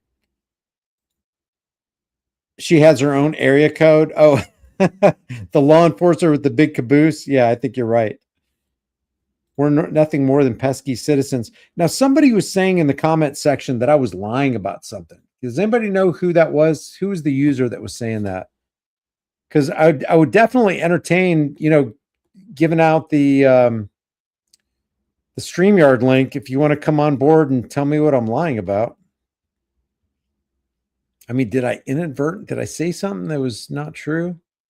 If I did, forgive me, and I would definitely like to know what that was. It kind of did, Sinful Toaster. It kind of, Convid 1984 by George Orwell definitely did contribute to that. Yeah, this is a live stream. M. Crumpy. It's hard to say some of these names. It's unbelievable. They even make police pants that big.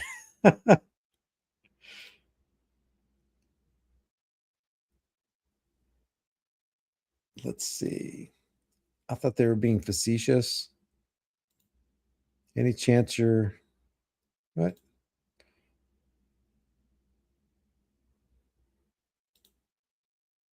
Do Arnold accent? What's Arnold? Oh, Arnold Schwarzenegger. I'm not really good at that. I'll be back. Thanks, Backass.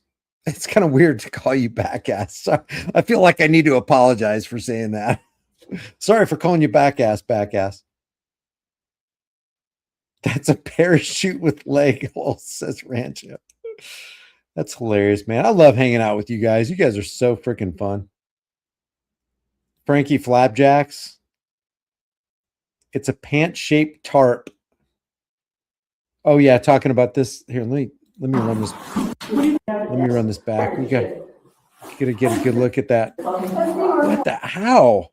How do you look at somebody and go, you would be a great corrections facility officer? Yeah, you can't take care of your own business, but we want you to take care of the people's business. Just makes no sense at all. Let's see. Get the chopper. Beach ball with legs and arms. Like an Oompa Loompa kind of. What's up, Sojourners?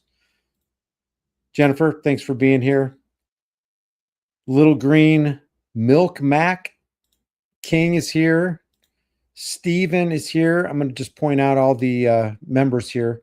Jennifer, Steven, Raw Dog, Brett, Raw Dog again. I wonder if I can I categorize this by, I don't think I can categorize this by just members. If I can, I'm not sure how to do it. Love you back, Jennifer. Thank you. That means a lot. I wonder if any prisoners went missing while she was on duty. Ma'am, we need to have you run through the body scanner. We need to check out what's going on inside that. Give Dakota a kiss from Annie Jen. I will do that. I will do that. What's up, Kelsey? How you doing? There's nothing more dangerous than a cop with hurt feelings. Cops are cucked beta males. How is Dakota?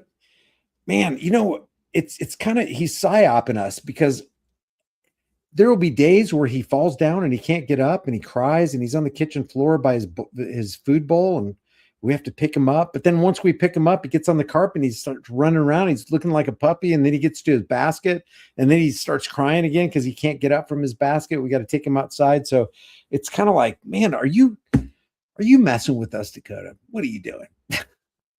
But I don't know, man. We're up in the air because we don't want to let him go, but we also don't want him to suffer. So it's like, I don't know. It's mentally disturbing us. Let me put it that way with Dakota. Sometimes he has really, really good days and he just looks like he's a puppy again. But then he starts running around and he starts bumping into things because he can't see. Let's see. What did Kelsey say?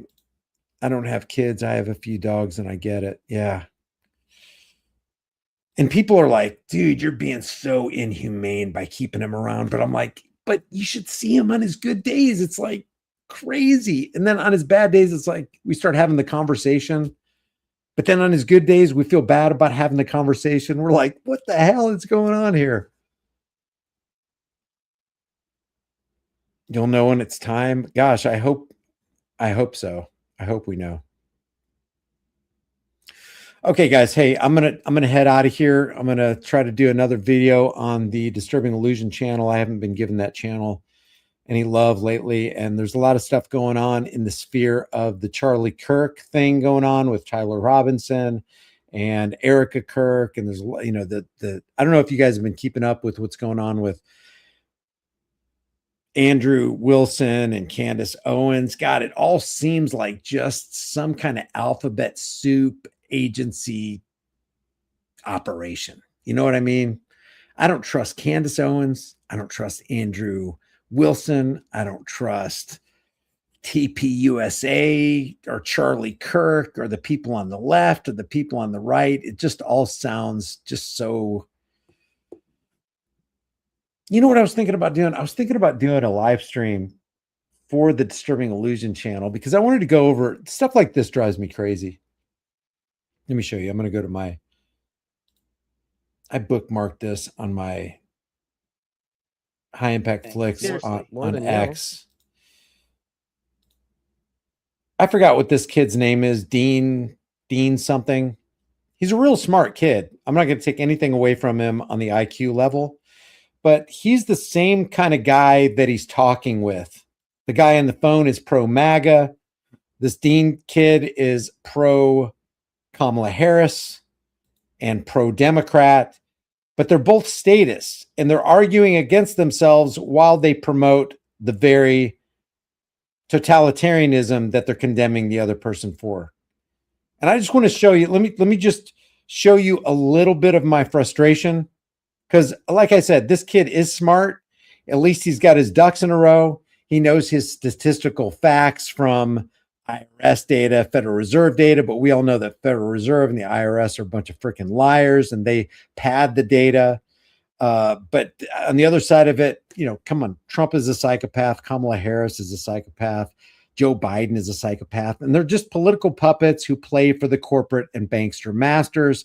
And it just bothers me that people like this are around that continue to promote the psychopathy that says my side is the right side. My side is going to guarantee you freedom. And the other side is going to guarantee you tyranny when both sides are the road to tyranny. It's the yellow brick road to Oz and to tyranny and to dystopian disturbing illusion. Listen to this real quick. Listen to his arguments against a guy that's on the same statist road as he is. You're like 12. What do you know about anything? Seriously. More than you. How can you know more than me? I've been on this world for 50 years, dude. What an immature argument. I'm older than you, therefore I know more than you. That's so ignorant. It doesn't matter how long you've been on the world. Than you've learned. Well, it doesn't matter how long you've been on the world. It matters what you do with the time that you have been. I agree. I totally agree with that. I've seen some very foolish older people and some very wise younger people. No, seriously. Let's have a serious conversation. Where are you getting your information? Like, are you just reading like CNN and MSNBC blogs, or Where are you getting your stuff from? I actually don't remember the last time I genuinely read a CNN article. It would depend. A lot of my economic data would come from the Federal Reserve Bank of St. Louis, the Federal Reserve in of itself. That's so interesting that he mentions that, because I don't know if he's still the chairman of the St. Louis Federal Reserve, but remember when James Bullard, who was one of the Federal Reserve higher ups in the St. Louis branch, said that this is a partial economic shutdown of the U.S. economy at that time in the second quarter. Basically, he admitted that what's going on in Convid 1984 by George Orwell is a planned, organized shutdown of the entire economy, which resulted in what? It resulted in a massive power and wealth transfer from the banksters and from just regular people like you and me to the banksters and corporate executives like the Jeff Bezos and Elon Musk's and the Berkshire Hathaways of the world increased their financial accounts. And we suffered. Small businesses went out of business. Corporate businesses, corporations like Walmart and the big box stores like Lowe's and Home Depot, they increased their bottom line. So it was this massive power and wealth transfer. And then you get Trump in there, and then later you get Biden in there, and they write these massive stimulus bills. The first stimulus check that came out of the White House in Convid 1984 by George Orwell was from Donald Trump. $6.2 trillion. It's supposed to be $2.2 trillion.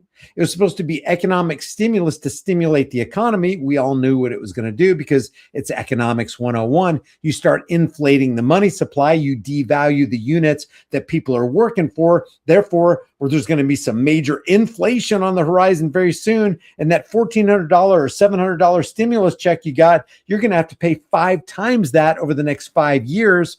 And inflated food prices, energy prices, fuel prices, all across the board.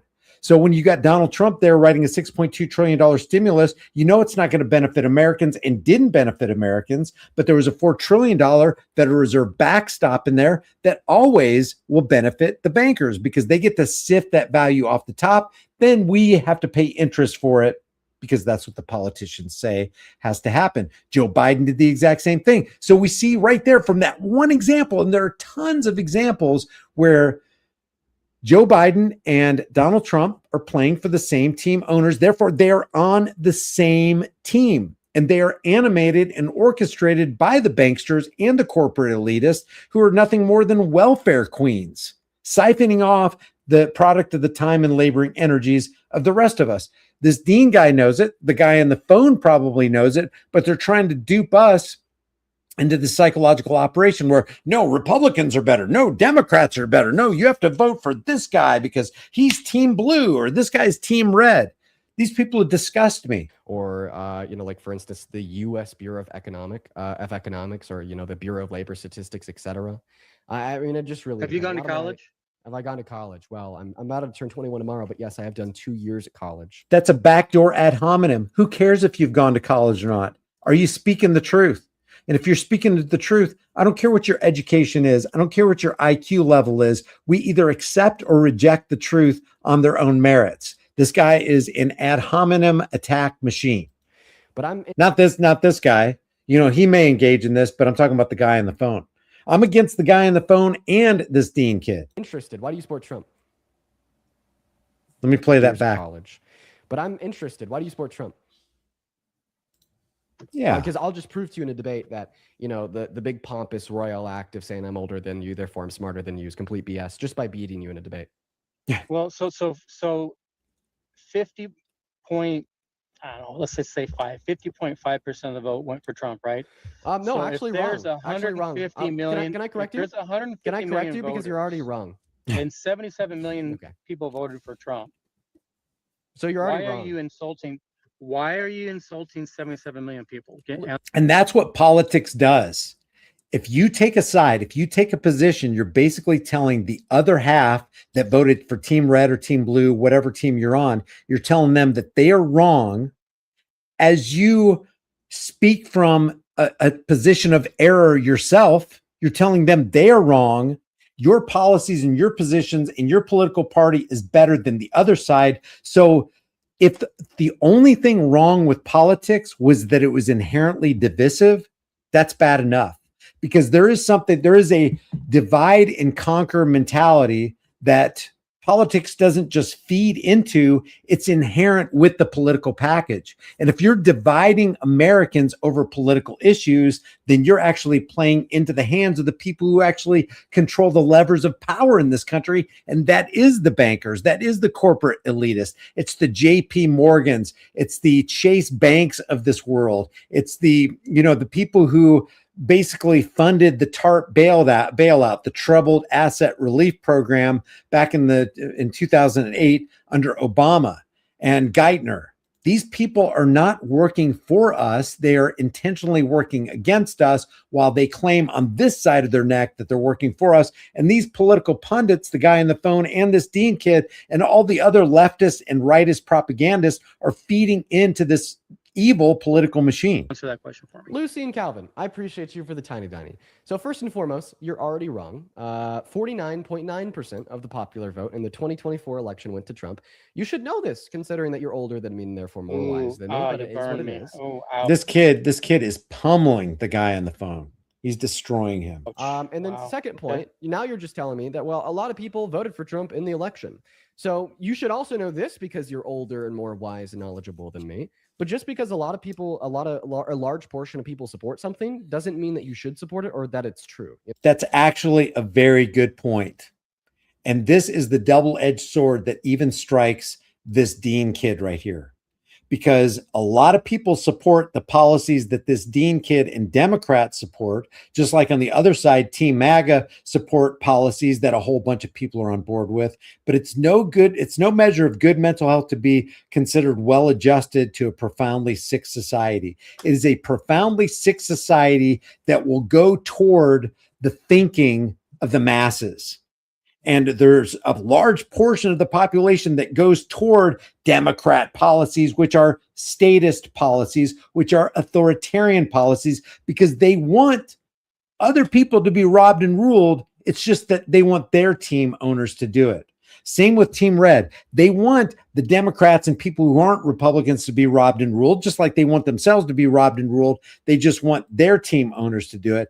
That's what disgusts me about these debates. They act like they're completely unaware that they are promoting the same kind of authoritarianism, the initiation of violence against peaceful people who haven't done anything wrong.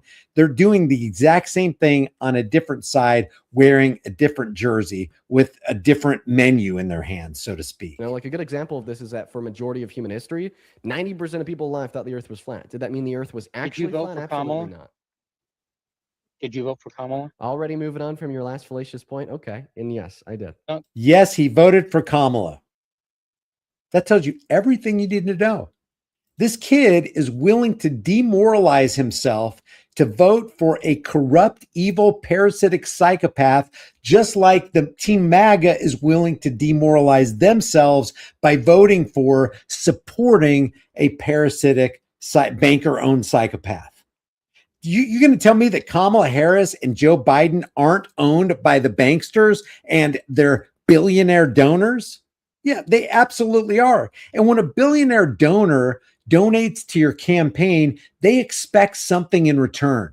Donald Trump, you will give Miriam Adelson something in return for that 200 million or 250, whatever, however much Sheldon and Miriam Adelson gave Trump, along with the other billionaire donors. They're not just giving that money for free. They want policy changes. They want regulations and rules that are going to work in their favor and in the favor of their big rolling pals. Kamala Harris, the exact same thing. Are you going to tell me that billionaires didn't support Kamala Harris? All you got to do is type in on a Google search, what billionaires supported Kamala Harris's campaign? What major billionaires supported Joe Biden's campaign? And you're going to find out the answer. And those billionaires don't come off their millions, tens of millions, hundreds of millions of dollars and give them to a political parasite for nothing. They want strings attached to that politician because those strings equate to power. And those dollars create a situation where that person who gave that money gets control over other people through that political parasite. Whether that political parasite is Kamala Harris or Joe Biden or Barack Obama or Ronald Reagan or Jimmy Carter or Donald Trump. It's all, the second verse is the same as the first. And these people know it, but this Dean kid still votes for a political, psychopathic, demoralizing parasite. Come on, ask. Did you? Yeah. Okay. What? Give me one reason why you voted for her. For sure, she wasn't. Other than because she's black, and other than because she's a female. And listen to the reason that Dean gives for. Does anybody know the kid's last name? I don't want to just call him Dean because I don't know this kid. I just know his name is Dean. So guess what Dean says? Here's why Dean voted for Kamala Harris. Bottom line, because she wasn't Donald Trump. Okay, I could give you many reasons why I would support Kamala Harris in another election, or supported her in the last election, outside of the fact that she was black or a woman, which is definitely interesting of you to say. How about I just give you them all? Because you asked for one, I'll give you them all. Point number one. Notice he just reached for his mouse, so he's not doing this off the cuff, although I have no doubt that he probably can do this off the cuff. He's reading from his computer screen right here. He wasn't an adjudicated rapist like Trump. She didn't. I voted for Kamala Harris because he wasn't an adjudicated rapist. That's a great reason to vote for somebody. I voted for that guy right here because he doesn't decapitate people.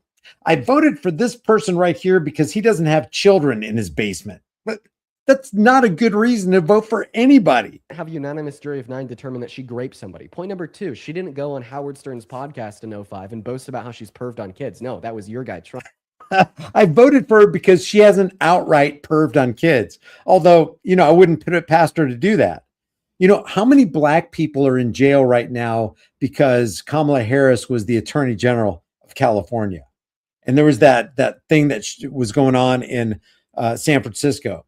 But she was an attorney general. Attorney generals are for the drug war. The drug war helps to serve as a pretext to incarcerate people who have committed victimless crimes and fill the prison industrial complex. Therefore, Kamala Harris, on one level or another, at some time in her life, served as a puppet for the prison industrial complex, which is exactly what Donald Trump is doing right now through ICE and the ATF and FBI and the other alphabet soup agencies.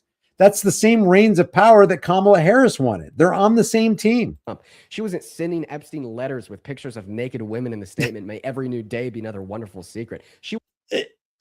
Good point, and a good slam against Trump. Not a good reason to vote for somebody because they're not like Trump. Wasn't boasting about how badly she wanted to be with her own daughter if she wasn't her daughter. And I mean, Trump has said some very, very sick, very disgusting that's things. just character, and that's the start. I'll leave it there, right? But then on the policy side of things, let's just look at it, man. She ran on tax cuts for 100 million American workers and low in the middle class. Meanwhile, Trump ran on the big, beautiful bill that was 4 times as expensive, the most expensive bill in American history, $4.5 trillion added to the debt. And it actually takes money away. It did add $4.5 trillion to the debt, which means Donald Trump has helped to devalue your dollar, which means Kamala Harris would have helped to devalue your dollar. See, Donald Trump has increased the national debt, but so did Joe Biden. And Kamala Harris would have done the same thing. You know how we know? Because it was increased under Trump. It was increased under Biden. It was increased under Obama. It was increased under the Bushes, because every single president increases the national debt. Because every single president works for the Zio International Banking Cartel known as the Federal Reserve, which also works for the Bank of International Settlements, which is the central bank of central banks, which means Donald Trump, Ronald Reagan, Gerald Ford, fill in the blank, Joe Biden, Barack Obama, and if she became president, Kamala Harris would have served the Bank of International Settlements, because it's the central bank of central banks, and you don't tell the Bank of Central Banks no. You say, when they say jump, you say, how high? And I will try to jump twice as high because you own and control me. So this kid voted for a puppet who was owned and controlled by international bankers. Donald Trump, the people who voted for Donald Trump, voted for a guy who dangles from the strings of Zio International Bankers. It's no difference at all. And any difference that you might see on the surface is absolutely shallow. And it's all a dog and pony show. It's all illusory. Because the bottom line is those dollars in your pocket are directly affected by the policies by the psychopaths who are controlled by the central banking cartel. From 51% of income earners in this country, per reports from the Center on Budget and Policy Priorities, while also stripping healthcare away from 10 million low-income Americans, food stamps away. Stripping healthcare, that's a power and wealth transfer. There shouldn't be publicly funded healthcare. But if you were going to publicly fund anything, it wouldn't be bullets and bombs. It would be healthcare.